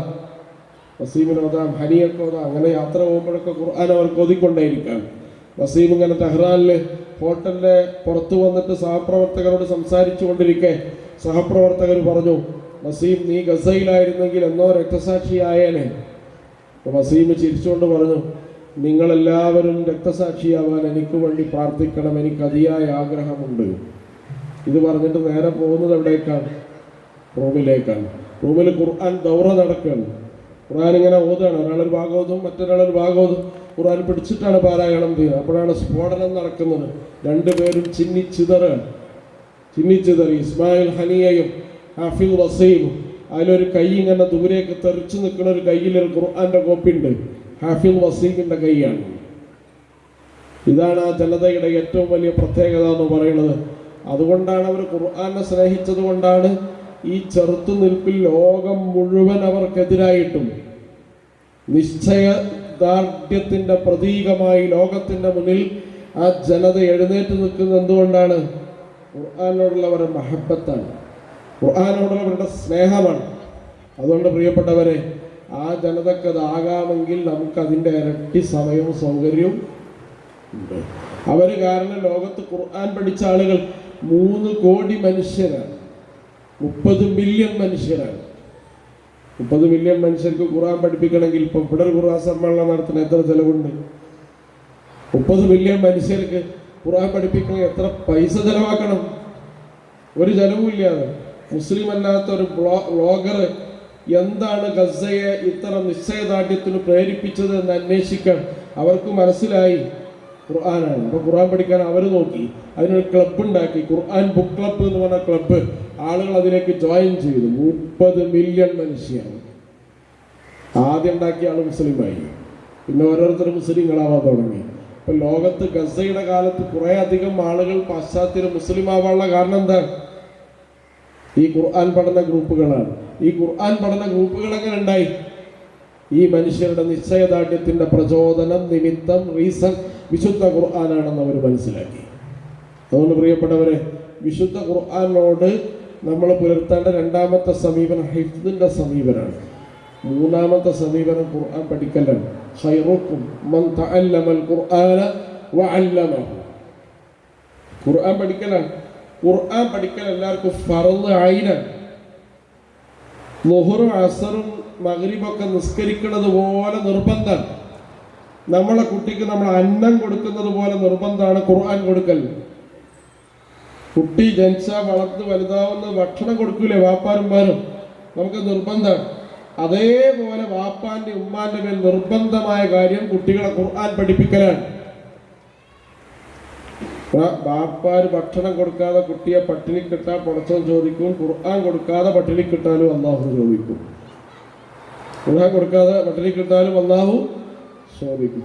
അപ്പൊ അള്ളാഹ് അത് കാരണം ഒരു ബാപ്പാക്ക് മകനോടുള്ള ബാധ്യതയിൽ ഒന്നാമത്തെ ബാധ്യത അദ്ദിബുഹുമുൽ ഖുർആൻ, മക്കളെ ഖുർആൻ പഠിപ്പിക്കലാണ്. ഖുർആൻ പഠിപ്പിക്കൽ അപ്പൊ വിശുദ്ധ ഖുർആൻ പഠിക്കൽ ഫർദ് ഐനാണ്. തലബുൽ ഇൽമി ഫരീദത്തുൻ അലാ കുല്ലി മുസ്ലിമിൻ വ മുസ്ലിമ. തലബുൽ ഇൽമി പഠിക്കൽ എല്ലാവർക്കും ഫർദാണ്. ഫർദ് എന്ന് പറഞ്ഞാൽ അതിന് വേറെ നഷ്ടപരിഹാരമില്ല, അതന്നെ ചെയ്യണം. ളുഹൂർ ഒരാൾ ഒഴിവായിട്ട് 40 റക്അത്ത് പുറത്ത് പോയി നിസ്കരിച്ചിട്ട് ഒരു കാര്യമില്ല, അയാൾ ളുഹൂർ തന്നെ നിസ്കരിക്കണം. അദ്ദേഹത്തിന് ളുഹൂറാണ് പ്രധാനം. ഇതാണ് ഫർദ് എന്ന് പറഞ്ഞാൽ. ഇതേപോലെ ഇൽമിൽ ഏറ്റവും പ്രധാനപ്പെട്ട ഇൽമ ഏതാണ്? ഒരു മനുഷ്യൻ, ഒരു വിശ്വാസി നേടേണ്ട ഇൽമിൽ ഏറ്റവും പ്രധാനപ്പെട്ട ഇൽമ ഏതാണ്? ഖുർആൻ തന്നെ. ഖുർആൻ പഠിക്കലാണ്. ഇപ്പൊ പ്രിയപ്പെട്ടവർ, എത്ര വയസ്സായാലും ശരി വിശുദ്ധ ഖുർആൻ നമ്മൾ പഠിക്കൽ നമുക്ക് ഫർദ് ഐനാണ്. ഇനി അത് മനസ്സിലാക്കാത്ത ആളുകൾ ഇന്നത്തെ ഈ ഖുർആൻ സമ്മേളനം കഴിഞ്ഞിട്ട് പോകുമ്പോൾ നിങ്ങളെ സംബന്ധിച്ചിടത്തോളം ആ ഹുജ്ജത്ത് പൂർത്തിയായി. ഇതുവരെയുള്ളത് മറന്നുപോയതാണെന്ന് വെച്ചോളൂ. പക്ഷെ യഥാർത്ഥത്തിൽ ഖുർആൻ പഠിക്കൽ ഫർദ് ഐനാണ്, ഒരു വ്യക്തി ബാധ്യതയാണ്. എൻ്റെ പകരം എൻ്റെ ഉപ്പ പഠിച്ചാൽ, എൻ്റെ ഉപ്പാക്ക് പകരം ഞാൻ പഠിച്ചാൽ വിടൂല. നിസ്കാരം പോലെ നിർബന്ധമാണ് ഖുർആൻ പഠിക്കുക എന്ന് പറഞ്ഞാൽ. നമ്മൾ വിചാരിച്ചത് വീട്ടിൽ ഒരാൾ ഹാഫിളായ അല്ലെങ്കിൽ ഒരാൾ ഖുർആൻ പഠിച്ചാൽ നമ്മൾ രക്ഷപ്പെടും. ആ പരിപാടി ഇല്ല. ഫർദ് ഐനാണ്. വീട്ടിൽ നിന്ന് ഒരാൾ 5 നിസ്കരിച്ച് നാളെ 8 നിസ്കരിച്ചാൽ പോരല്ലോ, 2 നിസ്കരിക്കണം, 2 രക്ഷപ്പെടും. അപ്പോൾ ഫർദ് ഐനാണ് വിശുദ്ധ ഖുർആൻ പഠിക്കാൻ. സഹാബികളെല്ലാം റസൂലുള്ളാഹി സ്വല്ലല്ലാഹു അലൈഹി വസല്ലമയുടെ അടുത്തെത്തും, സമയം നിശ്ചയിക്കും, അവർ വരും. അവർക്ക് ഇൻകേസ് എന്തെങ്കിലും വരാൻ പറ്റില്ലെങ്കിൽ അവർ കൂലിക്ക് ആളെ വെക്കും. നബിയുടെ ക്ലാസ്സിൽ നിന്ന് മിസ്സാവരുതെന്ന് കരുതിയിട്ട് ഒരാൾക്ക് പൈസ കൊടുത്തിട്ട് അവിടെ കൊണ്ടുവരുത്തും. എന്നിട്ട് ആ ക്ലാസ് എന്താണെന്ന് പറഞ്ഞു തരണം. അത്ര നിർബന്ധ ബുദ്ധി അവർക്കുണ്ടായിരുന്നു. എന്നിട്ട് എന്താണ്, ആ വിശുദ്ധ ഖുർആൻ ഇറങ്ങിയ കാര്യങ്ങളെല്ലാം അവർ പഠിക്കും. നബി സല്ലല്ലാഹു അലൈഹി വസല്ലം നോമ്പായ എല്ലാവരും വിളിച്ചു കൂട്ടും. നബി ആദ്യം മുതൽ അവസാനം വരെ അതുവരെ ഇറങ്ങിയ കാര്യം മുഴുവൻ ഓതും. ആളുകളോട് ഓതാൻ പറയും. എഴുതി വെച്ചതൊക്കെ ഇവിടെ എന്തെങ്കിലും കൊണ്ടുവരാൻ പറയും. എന്നിട്ട് കറക്റ്റ് ചെയ്യും. എല്ലാ നോമ്പിനും ഇത് ചെയ്യും. യഥാർത്ഥത്തിൽ ഖുർആൻ ക്രോഡീകരിച്ചത് ആരാണ്? മുഹമ്മദ് മുസ്തഫ സല്ലല്ലാഹു അലൈഹി വസല്ലമയാണ്. അതൊരു മുസാഫിക്കാക്കിയ പരിപാടി ആരും ചെയ്തിട്ടുള്ളൂ? സിദ്ദീഖുൽ അക്ബർ. എന്നിട്ട് നമ്മൾ ആളുകൾ ഇങ്ങനെ പറയും ഖുർആൻ ക്രോഡീകരിച്ച ആദ്യം ആരാണ്? സിദ്ദീഖുൽ അക്ബർ. അല്ല, എല്ലാ നോമ്പിനും ഈ പരിപാടി ആര് ചെയ്യുന്നുണ്ട്? റസൂൽ സല്ലല്ലാഹു അലൈഹി റസൂൽ ചെയ്യുന്നുണ്ടെന്ന് പറഞ്ഞാൽ ജിബ്രീൽ തന്നെ ചെയ്യണം. ജിബ്രീൽ വരും, എല്ലാ നോമ്പിനും ജിബ്രീൽ വരും. ജിബ്രീൽ നോമ്പിന് വഹി ചെയ്യൽ എന്താണ്? അതുവരെ ഇറങ്ങിയത് റിപ്പീറ്റ് ചെയ്ത് ഓതിക്കൊടുക്കും. നബി അത് സഹാബികൾക്ക് ഓതിക്കൊടുക്കും. സഹാബികൾ എഴുതിയത് കറക്റ്റ് ചെയ്യും. ഈ പരിപാടി അവസാനത്തെ നോമ്പ് വരെ ആര് ചെയ്തിട്ടുണ്ട്? മുഹമ്മദ് മുസ്തഫ സല്ലല്ലാഹു അലൈഹി വസല്ലം ചെയ്തു. അപ്പൊ അവിടെ ഇവിടെ എഴുതി വെച്ചതൊക്കെ ഒരു മുസാഫിക്ക് കൊണ്ടുവരിക എന്നുള്ള ഭാരിച്ച ഉത്തരവാദിത്തം ചെയ്ത ആളാണ് മഹാനായ സിദ്ദീഖുൽ അക്ബർ റളിയല്ലാഹു അൻഹു. അദ്ദേഹം ഉമ്മത്തിന് ചെയ്ത ഏറ്റവും വലിയ സേവനങ്ങളിൽ ഒന്നാണ്. അപ്പൊ ഞാൻ പറഞ്ഞു വന്നത്, വിശുദ്ധ ഖുർആൻ നമ്മൾ പഠിച്ചേ മതിയോ? പഠിച്ചിട്ടില്ലെങ്കിൽ ഖുർആൻ നമുക്കെതിരെ സാക്ഷി പറയും. നമുക്കെതിരെ സാക്ഷി പറയുന്ന കൂട്ടത്തിൽപ്പെട്ടതാണ് ഏത്? ഖുർആൻ. നാളെ പരലോകത്ത് പറയും, ഖുർആൻ സാക്ഷി പറയും. നമ്മളുടെ മസ്ജിദുകൾ നമുക്കെതിരെ സാക്ഷി പറയും. നമ്മുടെ അയൽപക്കക്കാർ, ബന്ധങ്ങൾ, ഇങ്ങനെ കുറേ സാക്ഷികളുണ്ടാവും നമുക്ക്. പ്രോസിക്യൂഷൻ അത്ര എളുപ്പമൊന്നും ആവില്ല. അതുകൊണ്ടല്ല അല്ലാഹുമ്മ യസ്സർ ഹിസാബന എന്നൊക്കെ പ്രാർത്ഥിക്കാൻ പറഞ്ഞാൽ പ്രോസിക്യൂഷൻ രക്ഷപ്പെടാനാണ്. പടച്ചോ നമ്മോട് കരുണ ചെയ്താലും നാട്ടുകാർ കരുണ ചെയ്യേണ്ടി വരുമെന്ന്. കാരണം ആളുകളോട് നമ്മൾ അവകാശം ഹക്കൊക്കെ ഉണ്ടെങ്കിൽ അതൊക്കെ കൊടുത്തിട്ടേ പടച്ചോൻ കേസെന്നെ എടുക്കുള്ളൂ. കേസെടുക്കണമല്ലോ അത് വിചാരണ ചെയ്യാൻ. അപ്പൊ അതുകൊണ്ട് ഈ വിചാരണ തടവ് എന്ന് പറഞ്ഞ സാധനം അവിടെ ഉണ്ട്. അവിടെ അങ്ങനെ വിചാരണ ചെയ്യാതെ പടച്ചോൻ നിർത്തിയിടും. കാരണം ഹക്കിടപാടുകൾ തീർക്കണം. അതുകൊണ്ട് പ്രിയപ്പെട്ട സഹോദരന്മാരെ, സഹോദരിമാരെ, വിശുദ്ധ ഖുർആൻ നമ്മൾ പഠിക്കുക. അതിന് നിങ്ങൾ ഇന്ന് മുതൽ എല്ലാവരും അത് നിശ്ചിത സമയം നീക്കി വെക്കുക. സമയമില്ല എന്ന് പറഞ്ഞാൽ വണ്ടിയിൽ എണ്ണ തീരുമ്പോൾ എണ്ണ അടിക്കൂ എന്ന് പറഞ്ഞ ആളോട് ഡ്രൈവർ പറയാണ് അതിനൊന്നും സമയമില്ല എന്ന് പറഞ്ഞ് വണ്ടി എടുക്കുന്ന ഡ്രൈവർ എത്ര വലിയ വിഡ്ഢിയാണോ അതിനേക്കാൾ വലിയ വിഡ്ഢിയാണ് ഇതിനൊന്നും സമയമില്ല എന്ന് പറയുന്ന മനുഷ്യൻ. കാരണം നമ്മുടെ ഇന്ധനമാണ് ഖുർആൻ. ഇതുണ്ടെങ്കിലേ ഇത് ഓടുള്ളൂ. അപ്പോൾ അതുകൊണ്ട് സമയമില്ല എന്ന് നമുക്ക് ഇന്നിപ്പോൾ ഗസയിലൊക്കെ മനുഷ്യന്മാർ ജീവിച്ചുകൊണ്ടിരിക്കെ സമയമില്ല എന്നൊന്നും പറഞ്ഞാൽ ആരും അംഗീകരിക്കൂല. പഠിച്ച തമ്പുരാൻ നമുക്ക് അംഗീകരിക്കൂല. അത് നമുക്ക് ഉജ്ജത്താണ്, ഒരു തെളിവാണ്, പ്രമാണമാണ്. ആ ജനതയ്ക്ക് സമയമുണ്ട്. നാലാമത്തെ കാര്യം എന്ന് പറയുന്നത് വിശുദ്ധ ഖുർആൻ പഠിക്കുമ്പോൾ വിശുദ്ധ ഖുർആനിന് മുഹ്ദസത്ത് വകവെച്ച് കൊടുക്കുക. എന്താ മുഹ്ദസത്ത് എന്ന് പറഞ്ഞാൽ ആയാതു ഹഖ്ഖി മിനർ റഹ്മാനി മുഹ്ദസത്തുൻ ഖദീമത്തുൻ സിഫത്തുൽ മൗസൂഫി ബിൽ ഖിദാമി. ആയാതു ഹഖ്ഖി മിനർ റഹ്മാനി മുഹ്ദസത്തുൻ, എൻ്റെ കാര്യത്തിൽ എനിക്ക് വേണ്ടി അല്ലാഹ് ഇറക്കിയതാണ് എന്ന് വിചാരിച്ച് ഖുർആൻ പഠിക്കാൻ പാടുള്ളൂ.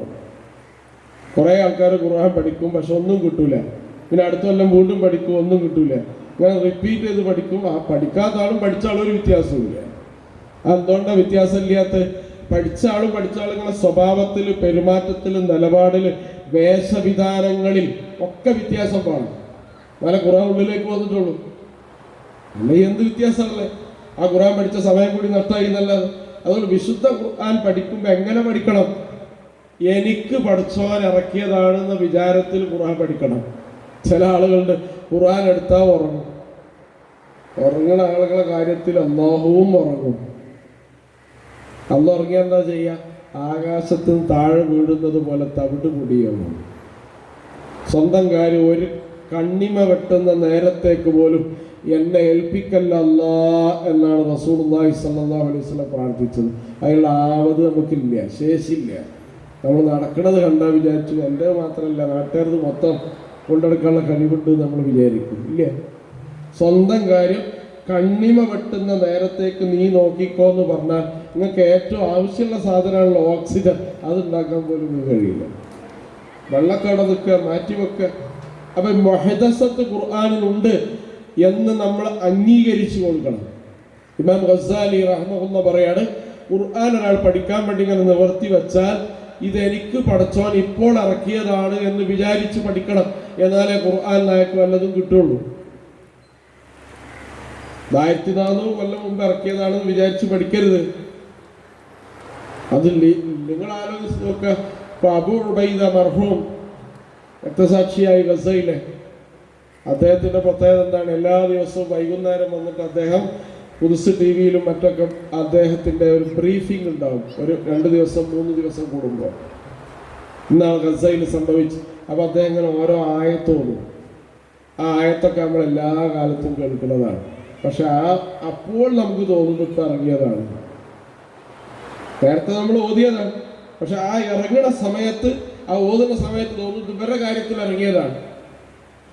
ഖാലിദ് മുഷാല് ഇസ്മായിൽ ഹനിയയും ഖത്തറിലെ 2 ഫേമസ് ആയ കാര്യങ്ങളാണ്. വാപ്പിയും മോനോൻ അബ്ദുൽ അസീസ് സൂഫി, അബ്ദുൽ ഹമീദ് സൂഫി. അബ്ദുൽ ഹമീദ് സൂഫി മരിച്ചപ്പോൾ ആ വീട്ടിലേക്ക് അവരെ അനുശോചിക്കാൻ വേണ്ടി ഫലസ്തീനിലെ 2 നേതാക്കന്മാർ വരികയാണ്, മുഷാലും ഇസ്മായിൽ ഹനിയും. അപ്പോൾ വാപ്പ ഓടി വീട്ടിൽ നിന്ന് വന്ന് വരെ കണ്ട് അന്താളിപ്പിലവിടെ കെട്ടിപ്പിടിച്ച് ആലിംഗനം ചെയ്ത് ഗസക്ക് വേണ്ടി പ്രാർത്ഥിച്ചു. ഗസക്കാരെ ഓർത്ത് കരഞ്ഞു. ഇങ്ങനെയൊക്കെ ചെയ്തിരുന്നു. എന്നെ ആശ്വസിപ്പിക്കാൻ വന്നതാണെന്ന് സാധു മറന്നുപോയി. അപ്പോൾ ഖാലിദ് മിഷൽ അദ്ദേഹത്തെ ആലിംഗനം ചെയ്തുകൊണ്ട് പറയാം, നിങ്ങളൊരു ബേജാറും ഞങ്ങളുടെ കാര്യത്തിൽ ആവേണ്ടതില്ല. കാരണം എന്താണ്? ഞങ്ങൾ 10-75 കൊല്ലമായിട്ട് നടത്തുന്ന പരിപാടിയാണത്. ഇന്നലെ തുടങ്ങിയതല്ല. അതുകൊണ്ട് ഞങ്ങൾക്ക് ഇതിലൊരു പ്രയാസമില്ല. وكيف تصبر على ما لم تحط به خبرا إنك لن تستطيع معي صبرا إنك لن تستطيع معي صبرا. ഇത് ഞങ്ങൾക്ക് ഖുബറുള്ള കാര്യമാണ്. അതുകൊണ്ട് ഞങ്ങൾ ചെയ്യുമ്പോൾ നിങ്ങൾക്ക് ബേജാറുണ്ടാവും. ഇന്നക ലൻ തസ്തതിയ മഅയ സബറ. നിങ്ങൾക്ക് ഒരിക്കലും ഇത് സഹിക്കാൻ കഴിയില്ല. ഗസയിലെ ഫോട്ടോയും വീഡിയോ ഒക്കെ കണ്ട് നിങ്ങൾ ഇവിടുന്ന് കരയും. ഞങ്ങൾക്ക് കരച്ചിലൊന്നും വരുന്നില്ല. കാരണം 75 കൊല്ലം കാലമായി ഞങ്ങളിത് നടത്തിക്കൊണ്ടിരിക്കുകയാണ്. ഞങ്ങൾക്കിതൊരു വിജ്ഞാനമല്ല, അനുഭവജ്ഞാനമാണ്. ഖുബറാണ്, അനുഭവജ്ഞാനമാണ്. അപ്പോൾ ആ ആയത്ത് എല്ലാ വെള്ളിയാഴ്ച സൂറത്തുൽ കഹ്ഫ് നമ്മൾ ഓതല്ലേ. അപ്പോൾ ഖാലിദ് മുഷൽ അത് പറയുമ്പോൾ നമുക്ക് തോന്നാണ് ഇതിപ്പോൾ ഇറങ്ങിയതാണ്. ഇങ്ങനെ നമ്മുടെ കാര്യത്തിൽ അള്ളാഹു ഇടപെട്ടിറക്കിയതാണ് ഖുർആൻ എന്ന വിചാരത്തിൽ ഖുർആനിനെ സമീപിക്കുമ്പോഴാണ്, ഖുർആനിനെ പഠിക്കുമ്പോഴാണ് അത് നമ്മുടെ ജീവിതത്തിൽ എഫക്റ്റ് ഉണ്ടാക്കുക. അല്ലാതെ ഒരു സിലബസാണത്. കെമിസ്ട്രി, ബയോളജി, മാത്തമാറ്റിക്സ് പഠിക്കുന്നത് പോലെ ഖുർആൻ ഞാൻ പഠിക്കും. നമ്മുടെ ജീവിതമായിട്ടൊരു ബന്ധമില്ല. ജീവിതമായിട്ട് ബന്ധമുണ്ടെങ്കിൽ എന്താണ്, അതിന് കാത്തു നിൽക്കൂല. നിങ്ങൾ ആലോചിച്ച് നോക്കൂ, മദ്യം നിഷിദ്ധമാക്കി ഫഹൽ അൻതും മുൻതഹൂൻ എന്ന് പറഞ്ഞപ്പോ നാളെയാവാമെന്നൊരു സഹാബി വിചാരിച്ചില്ല. ഇൻതഹൈനാ യാ റസൂലല്ലാഹ്, എല്ലാ വീട്ടിലുള്ള സാധനം തച്ചുടച്ച് ഒഴിവാക്കിയിട്ട് ഞങ്ങൾ വിരമിച്ചു അല്ലാ എന്ന് പറഞ്ഞു. നാളേക്ക് കാത്തുന്നില്ല, ഇല്ല, കാത്തു നിൽക്കൂല.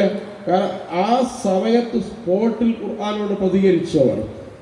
തല മറക്കണം, തലയിൽ ബാക്കിയുള്ള തുണി മാറിലേക്ക് ഇറക്കിയിടണം എന്ന ഹിജാബിന്റെ ആയത്ത് വന്നപ്പോൾ സഹോദരിമാരായ സഹാബി വനിതകൾ ആരും നാളെ ടെക്സ്റ്റൈൽസിൽ പോയിട്ട് ഒരു തട്ടം എടുത്തു കൊടുത്തിട്ട് മറക്കാമെന്ന് വിചാരിച്ചില്ല. വീടിലെ കർട്ടൻ, ബെഡ്ഷീറ്റൊക്കെ എടുത്തിട്ട് എന്ത് ചെയ്തു, നാളേക്ക് വെച്ചില്ല. കാരണം എന്താണ്, അപ്പോൾ നടപ്പില്ല. ഇങ്ങനെ ഖുർആനോട് റിയാക്ട് ചെയ്യണം. ഉടനെ അങ്ങോട്ട് പ്രതികരിക്കണം. അപ്പോൾ ഖുർആൻ അങ്ങോട്ട് പ്രതികരിക്കണമെങ്കിൽ പഠിച്ചവൻ ഇതിൻ്റെ കാര്യത്തിൽ ഇറങ്ങിയതാണെന്നുള്ള ബോധം മുഹദ്ദസത്ത് ഖുർആനിൽ നമ്മൾ എന്ത് ചെയ്യണം, പകവെച്ച് കൊടുക്കണം. അങ്ങനെ ആകുമ്പോഴേ ഖുർആൻ നമുക്ക് നന്മകൾ കിട്ടും. ഖുർആൻ നമുക്ക് എന്ത് ചെയ്യുള്ളൂ, അതിൻ്റെ നേട്ടങ്ങൾ കിട്ടുള്ളൂ. മറ്റൊന്ന്, വിശുദ്ധ ഖുർആനെ നമ്മൾ ഉൾക്കൊള്ളണം, ദിക്ർ ചെയ്യുക. ആറാമത്തെ കാര്യം എന്ന് പറഞ്ഞാൽ ദിക്ർ അല്ല, അഞ്ചാമത്തെ കാര്യം എന്ന് പറഞ്ഞാൽ ദിക്ർ ചെയ്യുക.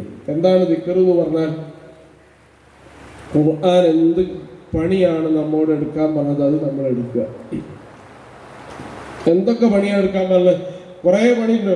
8-9 പണി നബി സല്ലല്ലാഹു അലൈഹി വസല്ലമയോട് നബിയുടെ ഡ്യൂട്ടി ആയിട്ട് ഖുർആൻ പറഞ്ഞിട്ടുണ്ട്. അല്ല, 2-3 ഞാൻ മാത്രം പറയാം. അതിലൊന്ന്, ബല്ലിഗ് ബിമാ ഉൻസില ഇലൈക്, നിനക്ക് എത്തിച്ചു തന്ന ഈ സന്ദേശം നീയും എത്തിച്ചു കൊടുക്കുക. വമാ അലൈനാ ഇല്ലൽ ബലാഗുൽ മുബീൻ. രണ്ടാമത്തെ, ദഉ ഇലാ സബീലി റബ്ബിക ബിൽ ഹിക്മതി വൽ മൗഇദത്തിൽ ഹസന വജാദിൽഹും ബില്ലതി ഹി അഹ്സൻ.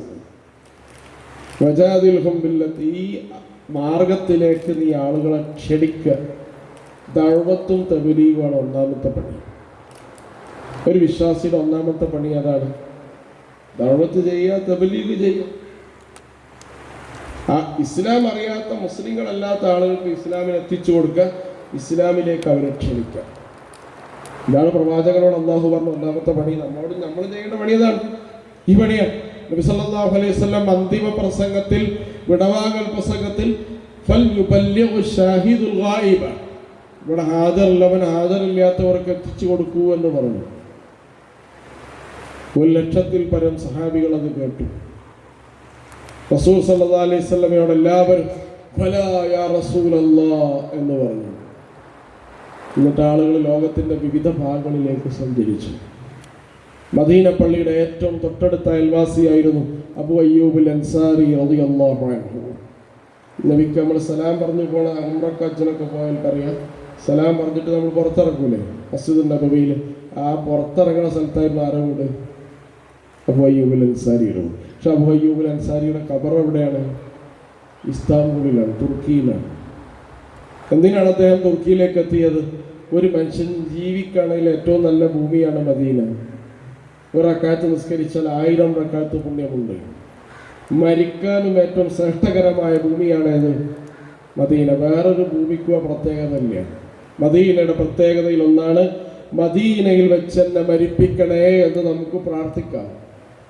റളിയല്ലാഹു അൻഹു പ്രാർത്ഥിച്ചിട്ടുണ്ട്, ഉസ്മാൻ ഇബ്നു അഫ്ഫാൻ റളിയല്ലാഹു അൻഹു പ്രാർത്ഥിച്ചിട്ടുണ്ട്. പ്രാർത്ഥിക്കാൻ നബി സല്ലല്ലാഹു അലൈഹി വസല്ലം അനുമതിയും കൊടുത്തിട്ടുണ്ട്. വേറൊരു സ്ഥലത്ത് മദനാപുരത്ത് വെച്ച് എന്നെ മരിപ്പിക്കണമെന്നൊന്നും പറയാൻ പറ്റില്ല. കാരണം ആ ഭൂമിയുടെ ശ്രേഷ്ഠത അത്ര.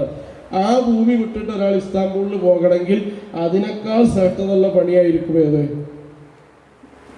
ബല്ലിഗ് ബിമാ ഉൻസില ഇലൈക്. നമ്മുടെ അയൽവാസികൾ, സഹപ്രവർത്തകർ, നമ്മുടെ കൂടെ താമസിക്കുന്ന ആളുകൾക്ക് ഇസ്ലാം അറിയാത്ത ധാരാളം മനുഷ്യർ, വെറുപ്പും വിദ്വേഷവും ഇസ്ലാമോഫോബിയയും ഒക്കെ എമ്പാടും യഥേഷ്ടം. കേരളത്തിലൊരു സമുദായ നേതാവ് കഴിഞ്ഞ ഒരാഴ്ചയിൽ മാത്രം 60 വിദ്വേഷ പ്രസ്താവനകൾ ഒരാഴ്ചയിൽ. അപ്പോൾ ഒരു ദിവസം എത്ര ഉണ്ടാവും? അതിൻ്റെ തോത് 88% കഴിഞ്ഞ വർഷം ഇന്ത്യയിൽ ഹേറ്റ് സ്പീച്ച് വർദ്ധിച്ചത്. ഇതിൽ 74% ഭരിക്കുന്ന പാർട്ടിയുടെ നേതാക്കന്മാരാണ്. കാരണം മുഖ്യമന്ത്രി, പ്രധാനമന്ത്രിമാരൊക്കെ അടക്കമുള്ള ആളുകളാണ്. അപ്പോൾ വെറുപ്പും വിദ്വേഷം ഉണ്ടാകുന്ന സമയത്ത് ശരിയായി ഇതിനെ പ്രതിനിധീകരിക്കാനും എത്തിച്ചു കൊടുക്കാനുള്ള ബാധ്യത ഉമ്മത്തിനുണ്ട്. ബോധപൂർവം ഇതിനെതിരെ കലാപവുമായി ഇറങ്ങിയ ആളുകളോടല്ല ഞാൻ പറയണത്. ധാരാളം മനുഷ്യർ ഇതൊക്കെ കേട്ടിട്ട് തെറ്റിദ്ധരിച്ചു പോയ ആളുകൾ, നിഷ്കളങ്കരായ മനുഷ്യർ. എന്താണ് ഇസ്ലാം എന്നവരോട് പറയേണ്ട ബാധ്യത ഉണ്ട്. ആ ചെയ്യുന്നതിനാണ് നമ്മൾ ഇസ്ലാമിക പ്രവർത്തനം എന്ന് പറയാം. നിസ്കരിക്കണേന് ഇസ്ലാമിക പ്രവർത്തനം എന്ന് പറയില്ല. അതൊരു വിശ്വാസി അവൻ്റെ അവയവം പോലെ ചെയ്യേണ്ട കർമ്മമാണ്. ഇസ്ലാമിക പ്രവർത്തനം എന്ന് പറഞ്ഞാൽ ഒന്നാമത്തെ പ്രവർത്തനം ഏതാണ്? ദഅവത്ത് ആണ്, തബ്ലീഗാണ്. ഇത് രണ്ടും ചെയ്യണം. രണ്ടാമത്തെ എന്താണ്? നബി തിരുമേനിയോട് പറഞ്ഞ ഇൻ ഉരീദു ഇല്ലൽ ഇസ്ലാഹ മസ്തതഅതു വമാ തൗഫീഖി ഇല്ലാ ബില്ലാഹി അലൈഹി തവക്കൽതു വഇലൈഹി ഉനീബ്. ഇസ്ലാഹി പ്രവർത്തനം ജീർണതകളും വൈകല്യങ്ങളും വ്യതിചലനങ്ങളുമുള്ള വിശ്വാസവും ആചാരങ്ങളൊക്കെ ശരിയായ രീതിയിലേക്ക് തിരിച്ചു കൊണ്ടുവരിക, കേട് വന്നതിനെ നന്നാക്കുക. ഇതിനാണ് ഇസ്ലാഹി പ്രവർത്തനം എന്ന് പറയാം. ഇസ്ലാഹി പ്രവർത്തനം നമ്മോട് എടുക്കാൻ പറഞ്ഞ പണിയിൽ ഒരു പണിയാണ്. ഇസ്ലാഹി പ്രവർത്തനം മാത്രമായിട്ടൊരു പണിയില്ല. അത് പ്രത്യേകം ശ്രദ്ധിക്കേണ്ടതാണ്. ഇസ്ലാഹി പ്രവർത്തനം മാത്രമല്ല ഇതിൻ്റെ പണിയിൽ ഒരു പണിയാണ്. വേറെന്താണ്? തസ്കിയത്ത് ചെയ്യുക, ആളുകളെ സംസ്കരിക്കുക, നന്നാക്കുക. മറ്റൊന്ന് തസ്കിറത്ത്. ഫദക്കിർ ഇന്നമാ അൻത മുദക്കിർ ലസ്ത അലൈഹിം ബിമുസൈതിർ. ആവർത്തിച്ച് ആളുകൾക്ക് പരലോകത്തെക്കുറിച്ചും അല്ലാഹുവിനെ കുറിച്ചുമെല്ലാം നസീഹത്ത് ചെയ്യാം. പറഞ്ഞു തന്നെ പറയാം. ഖുർആനിൽ അങ്ങനെ ഉണ്ട്, ഹദീസിൽ അങ്ങനെ ഉണ്ട്. റിപ്പീറ്റേഷൻ എന്ന് പറഞ്ഞാൽ എന്തുകൊണ്ടാണ്? ഒരു നല്ല കാര്യമാണ്, മോശപ്പെട്ട കാര്യമൊന്നുമല്ല. മനുഷ്യൻ്റെ മനസ്സിൽ ഉറക്കാൻ ഒരു കാര്യം 2-3 പ്രാവശ്യം പറയണം. അപ്പോൾ നബി സല്ലല്ലാഹു അലൈഹി വസല്ലം ആവർത്തിച്ച് പറയും, മനുഷ്യൻ്റെ മനസ്സിൽ ടെൻഷൻ ഉണ്ടെങ്കിൽ അവൻ 3 കാര്യങ്ങളിലൂടെ 4 കാര്യങ്ങളിലൂടെ ടെൻഷൻ ഇല്ലാതാക്കാം. ഇന്ന് ഏറ്റവും വലിയ അസുഖം ഏതാണ്? ഡിപ്രഷനാണ്. ആണ് ഏറ്റവും പ്രധാനപ്പെട്ട അസുഖത. ഡിപ്രഷനാണ്, മാനസിക വിഭ്രാന്തിയാണ്. ഒരുതരം ഫാൻറ്റസിയിലാണ് ആളുകൾ ജീവിക്കുക. അങ്ങനെ ജീവിക്കണ മനുഷ്യന്മാർക്ക് 4 ഔഷധങ്ങളാണ്. ഒന്നാമത്തത് അലാ ബിദിക്രില്ലാഹി തത്മഇന്നുൽ ഖുലൂബ്. ഏതാണ്? ഖുർആൻ. ഒന്നാമത്തെ ദിക്ർ ഖുർആനാണ്. രണ്ടാമത്തെ ഏതാണ്? നമസ്കാരമാണ്. അഖിമിസ് സ്വലാത ലിദിക്രി. മൂന്നാമത്തെ ദിക്ർ ഏതാണ്? സതുപദേശങ്ങളാണ്. ഇപ്പം ഇൻസ്റ്റയിലൊക്കെ റീല് വരുന്ന സമയത്ത് നല്ലൊരു ഉപദേശം കേട്ടാൽ നമ്മളിങ്ങനെ സ്പീഡ് സ്ക്രോൾ ചെയ്യും. അത് കേൾക്കേണ്ടതാണ്. തന്തവൈബ എന്നാണ് പറയാം. നമുക്ക് ആവശ്യമുള്ളത് ഏതാണ്? ആളുകൾ എൻജോയ് എൻ്റർടൈൻമെൻ്റ് ഒക്കെ ഉള്ള കാര്യങ്ങൾ മാത്രമാണ്. നല്ലത് 10 മിനിറ്റ് കേട്ടാൽ മനുഷ്യൻ്റെ മനസ്സെന്ത് ചെയ്യും? അതിന് സമയമില്ല. ആവശ്യമില്ലാത്ത ഡാറ്റ ഇങ്ങനെ കയറ്റുകയാണ്. 1980 മുമ്പ് ജനിച്ച ഒരു കുട്ടി 15 വയസ്സായ ഒരാളും 2000 ശേഷം ജനിച്ച ഒരാളും 15 വയസ്സായ കുട്ടിയും തമ്മിൽ ഭയങ്കര വ്യത്യാസമുണ്ട്. ഒരാളുടെ തലയിൽ നേരത്തെ ഉള്ള ആളുടെ 80 ഇരട്ടി ഡാറ്റയാണ്. ഡാറ്റയും കൊണ്ട് ഇങ്ങനെ നടക്കുക. വയലൻ്റ് ആവും മനുഷ്യന്മാർ. വയലൻ്റ് ആവണം എന്താണ്? നിങ്ങൾ വിചാരിക്കേണ്ടത് MDMA കള്ളും കുടിച്ചിട്ടാണ് ആളുകൾ വയലൻ്റ് ആവല്ല. ഈ ഡാറ്റ അത്ര ആവശ്യമില്ല മനുഷ്യന്. ഇല്ല, നമ്മളൊരു വീഡിയോ സ്ക്രോൾ ചെയ്ത് പോകുമ്പോൾ ഡാറ്റ കയറിപ്പോയി, ഉള്ളിലേക്ക് കയറുന്നുണ്ട്. ആവശ്യമില്ലാത്ത കയറാൻ ഇതോ എവിടെയെങ്കിലും സ്പ്രെഡ് ചെയ്യണം, ഒഴിവാക്കണം, കഴിയില്ല. അപ്പം ഇങ്ങനെ വയലൻസ് ഉണ്ട്. ഏറ്റവും കൂടുതൽ റീല് കാണുന്ന ആളുകൾ കുട്ടികളുടെ കൂട്ടത്തിൽ 4 കുട്ടികളുടെ ഒരു കുട്ടി ഏറ്റവും കൂടുതൽ റീലിന് അഡിക്റ്റ് ആണെങ്കിൽ അവൻ വയലൻസ് ഉണ്ടാവും. പറഞ്ഞാൽ കേൾക്കൂല, തട്ടുത്തരം പറയും, നിഷേധം കൂടും. കാരണം എന്താണ്? ആ കുട്ടീൻ്റെ കുഴപ്പമില്ല, ഈ സാധനം കയറി വയലൻസ്. വെഞ്ഞാറമൂടുകൾ അടുത്ത പ്രദേശത്ത് 5-6 ആളെ കൊന്നില്ലൊരു കുട്ടി. ആ കുട്ടി കണ്ടുപിടിച്ച് കൊന്ന 6ാമത്തെ 5ാമത്തെ കൊലപാതകം നടത്തിയപ്പോഴേ മാത്രമേ ആ കുട്ടി ലഹരി ഉപയോഗിച്ചുള്ളൂ. ബാക്കി 5 ആളെ കൊന്നത് ഒരു ലഹരി ഇല്ലാതെയാണ്. എന്ത്? 15 വയസ്സായ കുട്ടി. 15 വയസ്സായ ഒരു കുട്ടി ഒരു ഉമ്മാനെ കുത്തി 36 കുത്താ കുത്തിയത്. ഒരു പോലീസിൽ കൊടുത്ത മൊഴി എന്താണ്? ജന്മം തന്നതിനുള്ള ശിക്ഷ ഞാൻ നടപ്പിലാക്കി. ആ കുത്തിനേക്കാൾ വലിയതാണ് ഈ മൊഴി. 36 കുത്ത് സഹിക്കുക, ഈ മൊഴി സഹിക്കാൻ പറ്റില്ല. എത്ര വയലൻസ് ഉണ്ടായത്? വയലൻസ് ഉണ്ടായി. നമ്മൾ ലഹരിയുടെ കുറ്റം പറഞ്ഞിട്ടൊന്നും കാര്യമില്ല. വയലൻസിലൊരു പ്രധാനപ്പെട്ട അനാവശ്യമായ ഡാറ്റകളുടെ ആവാഹിക്കലാണ്. ഇത്ര ആവശ്യമില്ല മനുഷ്യന്. ഇത് വഹിക്കാനുള്ള ശേഷി വേണം. ശേഷിയില്ലെങ്കിൽ എന്ത്? ഒന്നെങ്കിൽ ഡിപ്രഷൻ ആവും, ആരോടും മിണ്ടില്ല, ഇല്ലെങ്കിൽ വയലൻ്റ് ആവും. ഇന്ന് ഡിവോഴ്സ് കൂടുതലാണ്. കാരണം എന്താണ്? ഡിപ്രഷനാണ്. ഒരു അസുഖം ഉണ്ടാവില്ല. നിങ്ങൾ തമ്മിൽ സംസാരിച്ച് നോക്കി, ഒരു കുഴപ്പമുണ്ടാവില്ല. എന്നാലും വേണ്ടെന്ന് പറയണത് എന്താണ്? കാരണം നമ്മുടെ ഒരു ആല്യൂഷൻ എന്ന് പറയില്ലേ, ഒരു മായാലോകത്തേക്ക് നമ്മളെത്തി. ജീവിതവും സങ്കല്പവും നിലപാടുകളൊക്കെ എത്തി. അങ്ങനെ മനുഷ്യർ മനസ്സിനെ പിടിച്ചാൽ കിട്ടാത്ത അവസ്ഥയിലേക്ക് പോവാണ്. ആ സമയത്ത് മനസ്സിനെ വരുതിയിലാക്കാൻ അലാ ബിദിക്രില്ലാഹി തത്മഇന്നുൽ ഖുലൂബ്. നിങ്ങൾ തന്തവൈബ് എന്ന് പറഞ്ഞ തള്ളണ എല്ലാ കാര്യവും നിങ്ങളെ നന്നാക്കാനുള്ള കാര്യമാണ്. ഖുർആൻ എടുത്ത് ഇങ്ങനെ പാരായണം ചെയ്യണം. ടെൻഷൻ അടിച്ചിട്ടാണ് പാരായണം ചെയ്യണത്. അതിൽ നിങ്ങളെ ടെൻഷൻ മാറ്റാനുള്ള കാര്യം ഇതിലുണ്ട്, ഖുർആനിലുണ്ട്. ഒരു ടെൻഷൻ വന്നാൽ റസൂൽ എന്താ ചെയ്യുക? പോയിട്ട് നിസ്കരിക്കുകയാണ് ചെയ്യുക. 2 റക്അത്ത് നിസ്കരിക്കും. നിസ്കാരം കഴിയുമ്പോൾ ടെൻഷൻ ആരത് മാറും? റസൂൽ മാത്രമല്ല, ഫാദർ ഓഫ് മെഡിസിൻ, ലോകത്തെ വൈദ്യശാസ്ത്രത്തിന്റെ പിതാവെന്നറിയപ്പെടുന്ന അവിസന്ന, അദ്ദേഹത്തിന് എന്തെങ്കിലും മെഡിക്കൽ കാര്യങ്ങളിൽ കൺഫ്യൂഷൻ ഉണ്ടായാൽ ഇന്നും ലോകത്തെ എല്ലാ കൊടികുത്തിയ ഡോക്ടർമാരുടെയും റെഫറൻസാണ് ഖാനൂൻ ഫി തിബ്ബ്. അവിസന്ന എഴുതിയതാണ്, ഇബ്നു സീന എഴുതിയതാണ്. ആ മനുഷ്യൻ എന്താ ചെയ്യുക? 2 റക്അത്ത് നിസ്കരിക്കുക ചെയ്യുക. ഇന്നത്തെ ഡോക്ടർമാർ ടെൻഷൻകാരിയാണ്, MDMA കൊടുക്കുകയാണ്. വ്യത്യാസമുണ്ട്.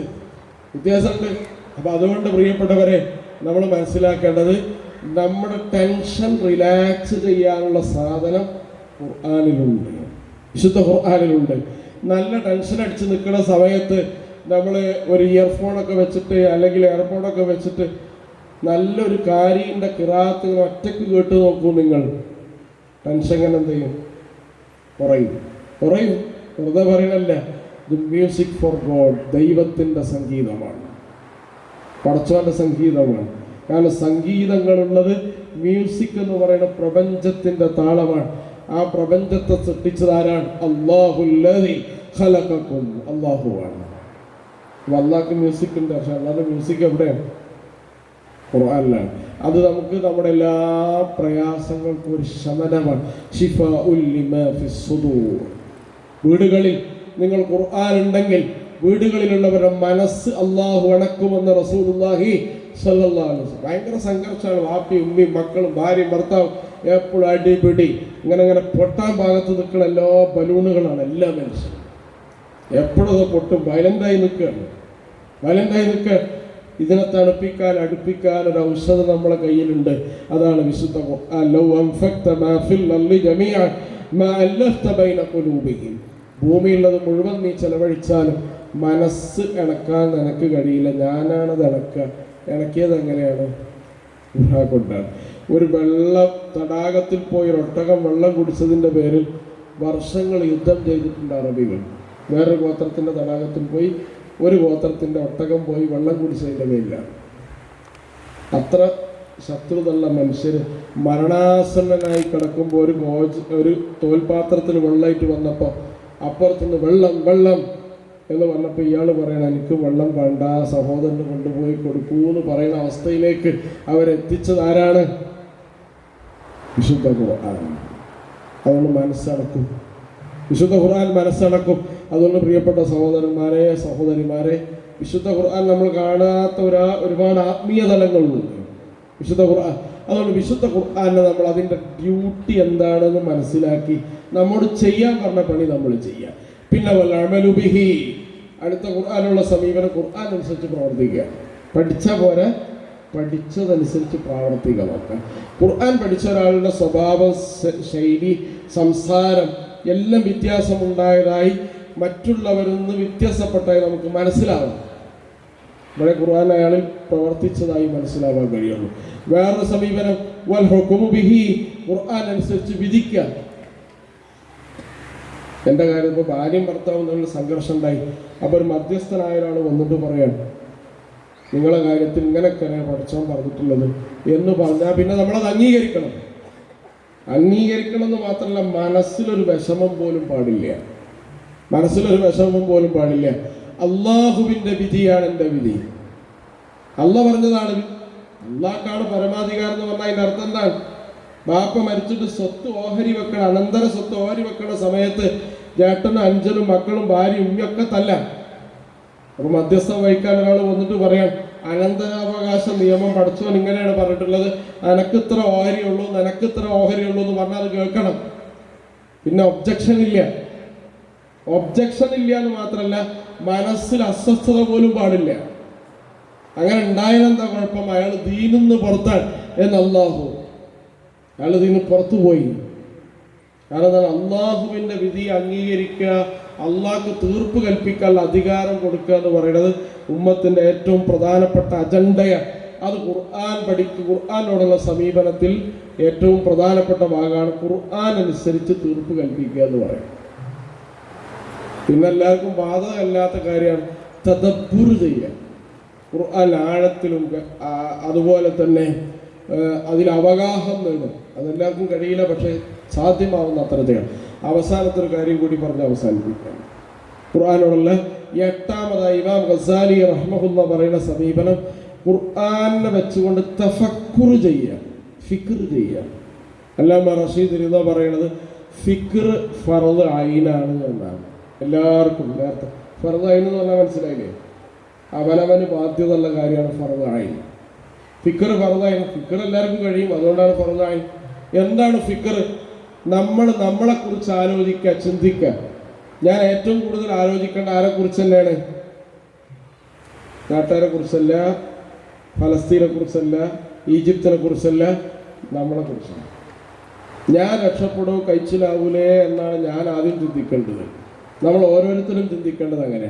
പിന്നെ എൻ്റെ ഭാര്യ, മക്കള്, അതുപോലെ വാപ്പ, ഉമ്മ, അങ്ങനെ ഏറ്റവും അടുത്ത ആളുകൾ, പിന്നെ നാട്ടുകാർ, പിന്നെ എൻ്റെ നാട്ടുകാർ. ഇങ്ങനെയാണല്ലോ അതിൻ്റെ ഓർഡർ എന്ന് പറഞ്ഞാൽ. അപ്പോൾ പ്രാർത്ഥിക്കുമ്പോൾ എങ്ങനെയാണ് പ്രാർത്ഥിക്കുക? ആദ്യത്തെ പ്രാർത്ഥന നമ്മൾ ഒറ്റയ്ക്ക് പ്രാർത്ഥിക്കുന്ന സമയത്ത് ആദ്യത്തെ പ്രാർത്ഥന അവനാന് വേണ്ടിയാണ്, പിന്നെ മാതാപിതാക്കൾക്ക് വേണ്ടിയാണ്, പിന്നെ ഏറ്റവും അടുത്ത ആൾക്ക് വേണ്ടിയാണ്, പിന്നെയാണ് പൊതുവുള്ള ആളുകൾക്ക് വേണ്ടി. അതിൻ്റെ ഓർഡർ അതാണ്. അതുകൊണ്ട് പ്രിയപ്പെട്ട സഹോദരന്മാരെ, നമ്മൾ ആദ്യം ചെയ്യേണ്ട, ഞാൻ സ്വർഗത്തിലെത്തോ രക്ഷപ്പെടുമോ എന്ന വിചാരം എല്ലാവർക്കും ഉണ്ടാവണം. ഇതിനാണ് ഫിക്ർ എന്ന് പറയാം. അത് ഏറ്റവും കൂടുതൽ ഈ ഉമ്മത്തിൽ ഉണ്ടായിരുന്ന ഒരു മനുഷ്യനാണ് അബൂബക്കർ സിദ്ദീഖ് റളിയല്ലാഹു അൻഹു. നിഅമ ഖൈറുസ് സായിസീന മിൻ റുആത്തിൽ മുസ്ലിമീന ഫഅബൂബക്കറുൻ ഇമാമുൻ ബഅദ ഖൈറിൽ മുർസലീന. മുർസലീങ്ങൾ കഴിഞ്ഞാൽ പിന്നെ ഒരു ഇമാം ആരാണ്? അബൂബക്കറുൻ ഇമാം. സിദ്ദീഖ് റളിയല്ലാഹു അൻഹു ആണ് പിന്നെ ഈ സമൂഹത്തിലൊരു നേതാവ്. ആ നേതാവിനെ നേതാവാക്കിയ ഗുണം എന്താണ്? സ്വർഗത്തെക്കുറിച്ച് ഏറ്റവും കൂടുതൽ ആവലാതിയുള്ള ഒരാളാണ്. ആശങ്ക, ബേജാറുള്ളൊരു മനുഷ്യനായിരുന്നു മഹാനായ അബൂബക്കർ സിദ്ദീഖ് റളിയല്ലാഹു അൻഹു. ഒരു ക്ലാസ് നബി എടുത്താൽ ആ ക്ലാസ് കഴിഞ്ഞാൽ സിദ്ദീഖ് അക്ബർ റളിയല്ലാഹു അൻഹു എഴുന്നേറ്റ് ചോദിക്കും, നബി ഞാൻ സ്വർഗത്ത് പോകൂലേ? അബൂബക്കറെ നീ സ്വർഗത്തിലാണ്. ആവർത്തിച്ച് നബി തിരുമേനി ഇത് പറഞ്ഞു. സ്വർഗത്തിന് 8 കവാടങ്ങളുണ്ട് എന്ന് നബി തിരുമേനി പറയാണ്. ബാബുൽ ഈമാൻ, ബാബുൽ സലാ, ബാബുൽ സക്ക, ബാബു റയ്യാൻ, ബാബുൽ ഹജ്ജ്, ബാബുൽ ജിഹാദ് ഫീ സബീലില്ലാഹ്. അങ്ങനെ ഓരോ ഗേറ്റ്. ബാബുൽ വുളൂ, ബാബുൽ കാദിമീനൽ ഗൈൽ, ഇങ്ങനെ ഓരോ ഗേറ്റിനെ കുറിച്ച് പറഞ്ഞിട്ട് അത് പറഞ്ഞപ്പോൾ 8 ഗേറ്റിലൂടെയും ഞാൻ പോകുമോ നബിയെ എന്നൊരാൾ എഴുന്നേറ്റ് ചോദിച്ചു. ആ ചോദിച്ച ആളാരാണ്? സിദ്ദീഖ് അക്ബർ. കാരണം ബേജാറ് ഏറ്റവും കുറയേണ്ട ഒരാളാണ് ആര്? സിദ്ദീഖ് അക്ബർ. പക്ഷെ ഏറ്റവും ആ സമൂഹത്തിൽ കൂടിയ ആളാരായിരുന്നു? അപ്പോൾ അബൂബക്കർ റളിയല്ലാഹു അൻഹു അങ്ങനെ ബേജാറുണ്ടെങ്കിൽ നമുക്ക് എത്ര ബേജാറ് വേണം? എത്ര വേണം? അപ്പം ഈ ബേജാറാണ് നമ്മളെ നന്മയിലേക്ക് നയിക്കുന്ന ഏറ്റവും വലിയ ഘടകം. ആ ബേജാറിന് നമ്മൾ റീസണായി നിശ്ചയിക്കേണ്ട ഒരു മാനദണ്ഡം, ഒരു മാപ്പിന്, അതാണ് വിശുദ്ധ ഖുർആൻ. ഖുർആൻ ഞാനും എങ്ങനെയാണ്, അതുവഴി ഞാൻ രക്ഷപ്പെടൂലേ എന്നൊരു എല്ലാ ദിവസവും നമ്മൾ ആത്മവിചാരണ നടക്കുക. മഹാനായ ഉമർ റളിയല്ലാഹു അൻഹുവിനെ കുറിച്ചുള്ള ശ്രേഷ്ഠത അത്ര, ഇസ്രാ നടത്തിയപ്പോൾ എനിക്ക് സ്വർഗം കാണിച്ചു, സ്വർഗത്തിലൊരു വീട് ഞാൻ കണ്ടു, ഇതാരുടെ വീടാണെന്ന് ഞാൻ ജിബ്രീലിനോട് ചോദിച്ചു. ജിബ്രീൽ അലൈഹിസ്സലാം പറഞ്ഞു, ഇതാരുടെ വീടാണ്? ഉമർ റളിയല്ലാഹു അൻഹുവിൻ്റെ വീടാണ്. സ്വർഗത്തിലൊരു വീട് പർച്ചേസ് ചെയ്തിരിക്കുകയാണ്. എന്നിട്ട് ഭൂമിയിൽ എല്ലാ സമയത്തും ബേജാറോടുകൂടി ജീവിച്ച ഒരാളായിരുന്നു ആര്? ഉമർ റളിയല്ലാഹു അൻഹു. നിങ്ങൾ ആലോചിച്ച് നോക്കുക, അബൂ ഹുദൈഫ എന്ന് പറയുന്ന മനുഷ്യൻ്റെ കയ്യിൽ നബി സല്ലല്ലാഹു അലൈഹി വസല്ലം കുറച്ച് ലിസ്റ്റ് കൊടുത്തിരുന്നു. ആ ലിസ്റ്റിൽ എന്താ പ്രത്യേകത? മുനാഫിക്കുകളുടെ പേരൊക്കെ ഇതിലുണ്ട്. ഉമർ റളിയല്ലാഹു അൻഹു കണ്ടാൽ ഈ ആളുകളുടെ പേരൊക്കെ നോക്കിയിട്ട് ഇവരെ കൊല്ലുമോ എന്നൊരു ഭയം ആർക്കുണ്ടായിരുന്നു? അബൂ ഹുദൈഫക്ക് ഉണ്ടായിരുന്നു. ഉമർ റളിയല്ലാഹു കണ്ടാൽ മാറി നടക്കുന്ന ആളായിരുന്നു അബൂ ഹുദൈഫ. പക്ഷെ അബൂ ഹുദൈഫനെ കണ്ടാൽ ഓടി വരുന്ന ആളായിരുന്നു ആര്? ഉമർ റളിയല്ലാഹു അൻഹു. കണ്ട ആലിംഗനം ചെയ്തിട്ട് അബൂ ഹുദൈഫയോട് ചോദിക്കുകയാണ്, ഈ ലിസ്റ്റിൽ എൻ്റെ പേരുണ്ടോ എന്ന് നോക്കൂ, ഈ ലിസ്റ്റിൽ എൻ്റെ പേരുണ്ടോ എന്ന് നോക്കൂ. അപ്പം ഈ ലിസ്റ്റിൽ നമ്മളെ നാട്ടിലൊരു പേരുണ്ടെങ്കിൽ, നമ്മളെ നാട്ടിൽ ഇങ്ങനെ ലിസ്റ്റ് കൊടുത്തു, പത്തനാപുരത്ത് ഒരാളുടെ കയ്യിൽ അള്ളാഹു ഒരാളെ ലിസ്റ്റ് ഏൽപ്പിച്ചു എന്ന് വെക്കുക, പത്തനാപുരത്ത് മുനാഫിക്കുകളുടെ ലിസ്റ്റ്. നമ്മളെന്താ ചെയ്യുക? നമ്മൾ ഓടി ചെന്നിട്ട് അയാളോട് ചോദിക്കും, ആരൊക്കെ ഉണ്ടെന്ന് ചോദിക്കും. ഞാൻ ഏതായാലും ഇല്ലയെന്ന് ഞാൻ ഉറപ്പിക്കും. കാരണം നമ്മൾ നമ്മളെക്കുറിച്ച് കുറച്ചേ ചിന്തിക്കുള്ളൂ. ആരൊക്കെ ആ ലിസ്റ്റിലുണ്ടെന്നുള്ള അന്വേഷിക്കാനുള്ള ഒരു ത്വരയാണ് നമുക്ക് ഉണ്ടാവുള്ളൂ. മറന്നിരുന്നാൽ ആരെക്കുറിച്ച് ചോദിച്ചില്ല, ആ ലിസ്റ്റിൻ്റെ പേരുണ്ടോ? ആര്? ലൗ കാന ബഅദി നബിയ്യുൻ ലകാന ഉമറുൽ ഖത്താബ് ലാ നബിയ്യ ബഅദി അന ഖാതമുൽ അംബിയാഇ വൽ മുർസലീൻ. എൻ്റെ ശേഷം ഒരു പ്രവാചകൻ ഈ ഉമ്മത്തിൽ അല്ലാഹു നിശ്ചയിക്കുമായിരുന്നെങ്കിൽ അത് ഖത്താബിൻ്റെ മകൻ ഉമറാണ്. ലാ നബിയ്യ ബഅദി അന ഖാതമുൽ അംബിയാഇ വൽ മുർസലീൻ. എൻ്റെ ശേഷം ഒരു നബി ഇല്ല, ഞാൻ അന്ത്യപ്രവാചകനാണ്. മഹാനായ ഉസ്മാൻ ഇബ്നു അഫ്ഫാൻ റളിയല്ലാഹു അൻഹു വീട്ടിലിങ്ങനെ വളഞ്ഞിരിക്കുകയാണ് ശത്രുക്കൾ, പള്ളിയിലേക്ക് പോലും പോകാൻ അനുവദിക്കുന്നില്ല. അപ്പോൾ ഹസൻ റളിയല്ലാഹു അൻഹു അലി റളിയല്ലാഹു അൻഹു വന്നിട്ട് പറയാൻ, ഹസനെ ഞാനിവിടെ കാവൽ നിർത്തുകയാണ്, നിങ്ങൾക്ക് വേണമെങ്കിൽ മക്കയിലേക്ക് രക്ഷപ്പെടാം, ഞാനതിന് പ്രൊട്ടക്ഷൻ ദിമ്മത്ത് നൽകുന്നു. ഉസ്മാൻ റളിയല്ലാഹു അൻഹു പറയാം, അലി നിങ്ങളൊരാൾക്ക് പ്രൊട്ടക്ഷൻ വാഗ്ദാനം ചെയ്താൽ നിങ്ങൾ മരിച്ചു വീണിട്ടല്ലാതെ പിന്നെ ഒരാൾക്ക് അയാളെ തൊടാൻ കഴിയില്ല, അത്ര ധീരനാണ് അലി. അതുകൊണ്ട് നിങ്ങളെ പ്രൊട്ടക്ഷനിലേക്ക് ആ വിശ്വാസമൊന്നുമില്ല. ഇവിടെ റസൂലുള്ളാഹി സ്വല്ലല്ലാഹു അലൈഹി വസല്ലം പറയുന്നത് ഞാൻ കേട്ടിട്ടുണ്ട്, മദീനയിൽ പ്രശ്നം വരുമ്പോൾ സ്വന്തം കാര്യം നോക്കിയിട്ട് മദീന വിട്ടു പോകുന്ന ഒരാൾക്ക് സ്വർഗം നിഷിദ്ധമാണ്. അതുകൊണ്ട് എനിക്ക് മരണത്തെക്കാൾ, ഞാൻ ഇവിടെ നിന്ന് മരിച്ചാലും പ്രശ്നമില്ല, എനിക്ക് ആവശ്യം ഏതാണ്? സ്വർഗമാണ് എന്ന് ഉസ്മാൻ ഇബ്നു അഫ്ഫാൻ. മഹാനായ അലി ഇബ്നു അബീ ത്വാലിബ് റളിയല്ലാഹു അൻഹു വീട്ടിലേക്ക് ഇങ്ങനെ വരുന്ന സമയത്ത് ഫാത്തിമ റളിയല്ലാഹു അൻഹ കുളിച്ച് വൃത്തിയായി പുതിയ വസ്ത്രം ധരിച്ച് സുഗന്ധമൊക്കെ ഉപയോഗിച്ചൊരു യാത്രക്ക് തയ്യാറെടുത്ത് നിൽക്കുകയാണ്. അപ്പം അലി റളിയല്ലാഹു അൻഹു ചോദിച്ചു, അല്ല ഫാത്തിമ, എന്താണെന്നൊരു പുതുമ? ഞാൻ എൻ്റെ ഉപ്പാൻ്റെ അടുത്തേക്ക് പോകാൻ സമയമായി എന്ന് വിചാരിക്കുന്നു. ഞാൻ മരിക്കാൻ സമയം അതിനുള്ള തയ്യാറെടുപ്പിലാണ്. അപ്പോൾ ഫാത്തിമ റളിയല്ലാഹു അൻഹയോട് അലി ഇബ്നു അബീ ത്വാലിബ് റളിയല്ലാഹു അൻഹു പറയാം, നമ്മുടെ കൂട്ടത്തിൽ ആദ്യം മരിക്കാരാന്ന് പഠിച്ചവനാണ് അറിയാം. കേട്ടോ, നിന്നോട് എനിക്കൊരു വസിയത്തുണ്ട്. ആ വസിയത്ത് എന്താണ്? നാളെ പരലോകത്ത് നരകം കാക്കുന്ന മലക്കുകൾ നരകത്തിലേക്ക് എന്നെ വലിച്ചു കൊണ്ടുപോകുന്നത് കണ്ടാൽ നീ നിന്റെ ഉപ്പയോട് പറയണം, അലി പാവമാണ് ഉപ്പ, അലിയെ സ്വർഗത്തിലാക്കാൻ ശുപാർശ ചെയ്യൂ എന്ന് നീ ഉപ്പയോട് റെക്കമെൻഡ് ചെയ്യണം. ആരാണ്? അലിയും ഫിൽ ജന്ന, അലി സ്വർഗത്തിലാണെന്ന് റസൂൽ സല്ലല്ലാഹു അലൈഹി വസല്ലം എത്ര പ്രാവശ്യം പറഞ്ഞിട്ടുണ്ട്. ഈ അശ്റത്തുൽ മുബശ്ശിരീങ്ങളുടെ പ്രത്യേകത തന്നെ. എന്തുകൊണ്ടാണ് അവർ അശ്റത്തുൽ മുബശ്ശിരീൻ ആയത് എന്ന് സലഫുസ് സാലിഹീങ്ങൾ പറയുന്നുണ്ട്. അതെന്താ? സഹാബികളുടെ കൂട്ടത്തിൽ സ്വർഗത്തെക്കുറിച്ച് ഏറ്റവും ബേജാറുള്ള ആളുകൾ ഈ 10 ആളുകളായി. അതുകൊണ്ട് സ്വർഗം അവർക്ക് ഗ്യാരണ്ടി കൊടുക്കും. ബേജാറ് കൂടുന്നതിനനുസരിച്ച് സ്വർഗത്തിലേക്ക് എത്തും. അതുകൊണ്ട് പ്രിയപ്പെട്ടവർ, ഖുർആൻ പഠിക്കുന്ന സമയത്ത് നമ്മളെപ്പോഴും ഖുർആൻ കഴിഞ്ഞാൽ, ഖത്തം കഴിഞ്ഞാൽ ദുആ ചെയ്യും. ഖുർആൻ കൂട്ടി വെക്കുമ്പോൾ നമ്മൾ ദുആ കാര്യം എന്താണ്? പടച്ചവനെ രക്ഷപ്പെടുത്തണേ, കൈസിലാക്കണേ എന്നുള്ളതാണ്. അതിൽ ഏറ്റവും പ്രധാനപ്പെട്ട പ്രാർത്ഥന എന്താണ്? ആഖിബത്ത് നന്നാക്കണേ എന്ന പ്രാർത്ഥനയാണ്. ഒരാളുടെ ആഖിബത്ത് അല്ലാഹു നന്നാൻ തീരുമാനിച്ചാൽ അയാളെ ദുനിയാവും ആഖിറവും അല്ലാഹു നന്നാക്കും. അന്ത്യം അള്ളാഹു ഒരാളുടെ നന്നാക്കാൻ തീരുമാനിച്ചിട്ടുണ്ടെങ്കിൽ അയാളുടെ ദുനിയാവും അയാളുടെ ആഖിറവും അല്ലാഹു എന്ത് ചെയ്യും? അന്ത്യം നന്നാവണമെങ്കിൽ ഖുർആനുമായുള്ള ബന്ധം വളരെ കൃത്യമാണ്. ഷെയ്ഖുൽ ഇസ്ലാം ഇബ്നു തൈമിയ്യ വിശുദ്ധ ഖുർആൻ ആയിരങ്ങൾക്ക് പഠിപ്പിച്ച മനുഷ്യനാണ്. അദ്ദേഹത്തിൻ്റെ പള്ളിയിലെ ദർസിൽ 10,000-കണക്കിന് മനുഷ്യർ വന്ന് നിൽക്കും. റോട്ടിലൊക്കെ ആളുകൾ തിങ്ങി താഴ്ന്നു നിൽക്കും. ദമസ്കസിലെ പള്ളിയിൽ ഖുർആൻ ഇങ്ങനെ ഓതുന്നിടയിൽ ഇഖ്തറബ ലിന്നാസി ഹിസാബുഹും ഫഹും ഫീ ഗഫ്ലത്തിൻ മുഅ്രിദൂൻ. വിശുദ്ധ ഖുർആന്റെ ഈ ആയത്ത് ഇങ്ങനെ ഓതിയിട്ട് പഠിപ്പിക്കാൻ വേണ്ടി ഷെയ്ഖ് മുസാബ് ഇങ്ങനെ എടുത്തു. ആ മുസാബിലേക്ക് ഇങ്ങനെ ചുംബിച്ച് നിൽക്കുന്നത് ഞങ്ങൾ കണ്ടു. പിന്നീട് അദ്ദേഹം എഴുന്നേറ്റിട്ടില്ല. ഖുർആനായിട്ടുള്ള ബന്ധാണ്. സാഹിബുൽ ഖുർആൻ, ഖുർആനുമായി സാവസിക്കുമ്പോൾ എന്നെ മരിപ്പിക്കണേ എന്നായിരുന്നു മഹാനായ ഉസ്മാൻ ഇബ്നു അഫ്ഫാൻ റളിയല്ലാഹു അൻഹുവിന്റെ പ്രാർത്ഥന. അദ്ദേഹത്തിന്റെ തല തന്നെ ഒടിഞ്ഞു തൂങ്ങി വീണത് എവിടേക്കാണ്? മുസ്ഹഫിലേക്കാണ്. അപ്പോൾ ഖുർആനുമായി സാവസിക്കുമ്പോൾ ഖുർആന്റെ അഹ്ലുകാരായ പടച്ച റബ്ബിനെ സന്തോഷത്തോടു കൂടി കണ്ടെത്തുന്ന മുഖലിസീകളും മുഹ്സിനീങ്ങളും മുത്തഖീങ്ങളുമാവാൻ നമ്മൾ പ്രാർത്ഥിക്കുക. അല്ലാഹു നമുക്കതിന് തൗഫീഖ് പ്രദാനം ചെയ്യുമാറാവട്ടെ. നമ്മുടെ ചെറുതും വലുതും രഹസ്യവും പരസ്യവും അറിഞ്ഞും അറിയാതെയും ചില പാപങ്ങൾ, സ്ഖലിതങ്ങൾ, വീഴ്ചകൾ അള്ളാഹു പുറത്ത് മാപ്പാക്കി തരുമാറാവട്ടെ.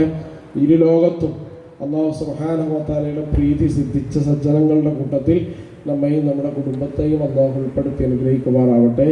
ജീവിക്കുന്ന കാലമത്രയും അള്ളാഹുവിൻ്റെ സംരക്ഷണത്തിലും കാവലിലും തൃപ്തിയിലും ജീവിക്കാനുള്ള ഭാഗ്യം നമുക്കും നമ്മുടെ കുടുംബത്തിനും അള്ളാഹു പ്രദാനം ചെയ്യുമാറാവട്ടെ. നമ്മുടെ സമ്പത്തിൽ, സന്താനങ്ങളിൽ, ഇടപാടുകൾ, ഭക്ഷണത്തിൽ, വസ്ത്രത്തിൽ ഖൈറും ബറക്കത്തും അള്ളാഹു വർദ്ധിപ്പിച്ചു തരുമാറാവട്ടെ. ലോകത്തിൻ്റെ വിവിധ ഭാഗങ്ങളിൽ, പ്രത്യേകിച്ച് ഫലസ്തീനിലെ നമ്മുടെ സഹോദരിമാർ, പ്രയാസങ്ങൾ അനുഭവിക്കുന്ന മുസ്ലിം ഉമ്മത്തിലെ സഹോദരന്മാർ അള്ളാഹു അവർക്ക് ഇസ്തിഖാമത്തും സബറും വിജയവും പ്രദാനം ചെയ്യുമാറാവട്ടെ. രോഗം കൊണ്ട് പ്രയാസപ്പെടുന്ന ഒരുപാട് ആളുകൾ നമ്മുടെ കൂട്ടത്തിലുണ്ട്. അള്ളാഹു അവർക്ക് ശിഫ പ്രദാനം ചെയ്യുമാറാവട്ടെ.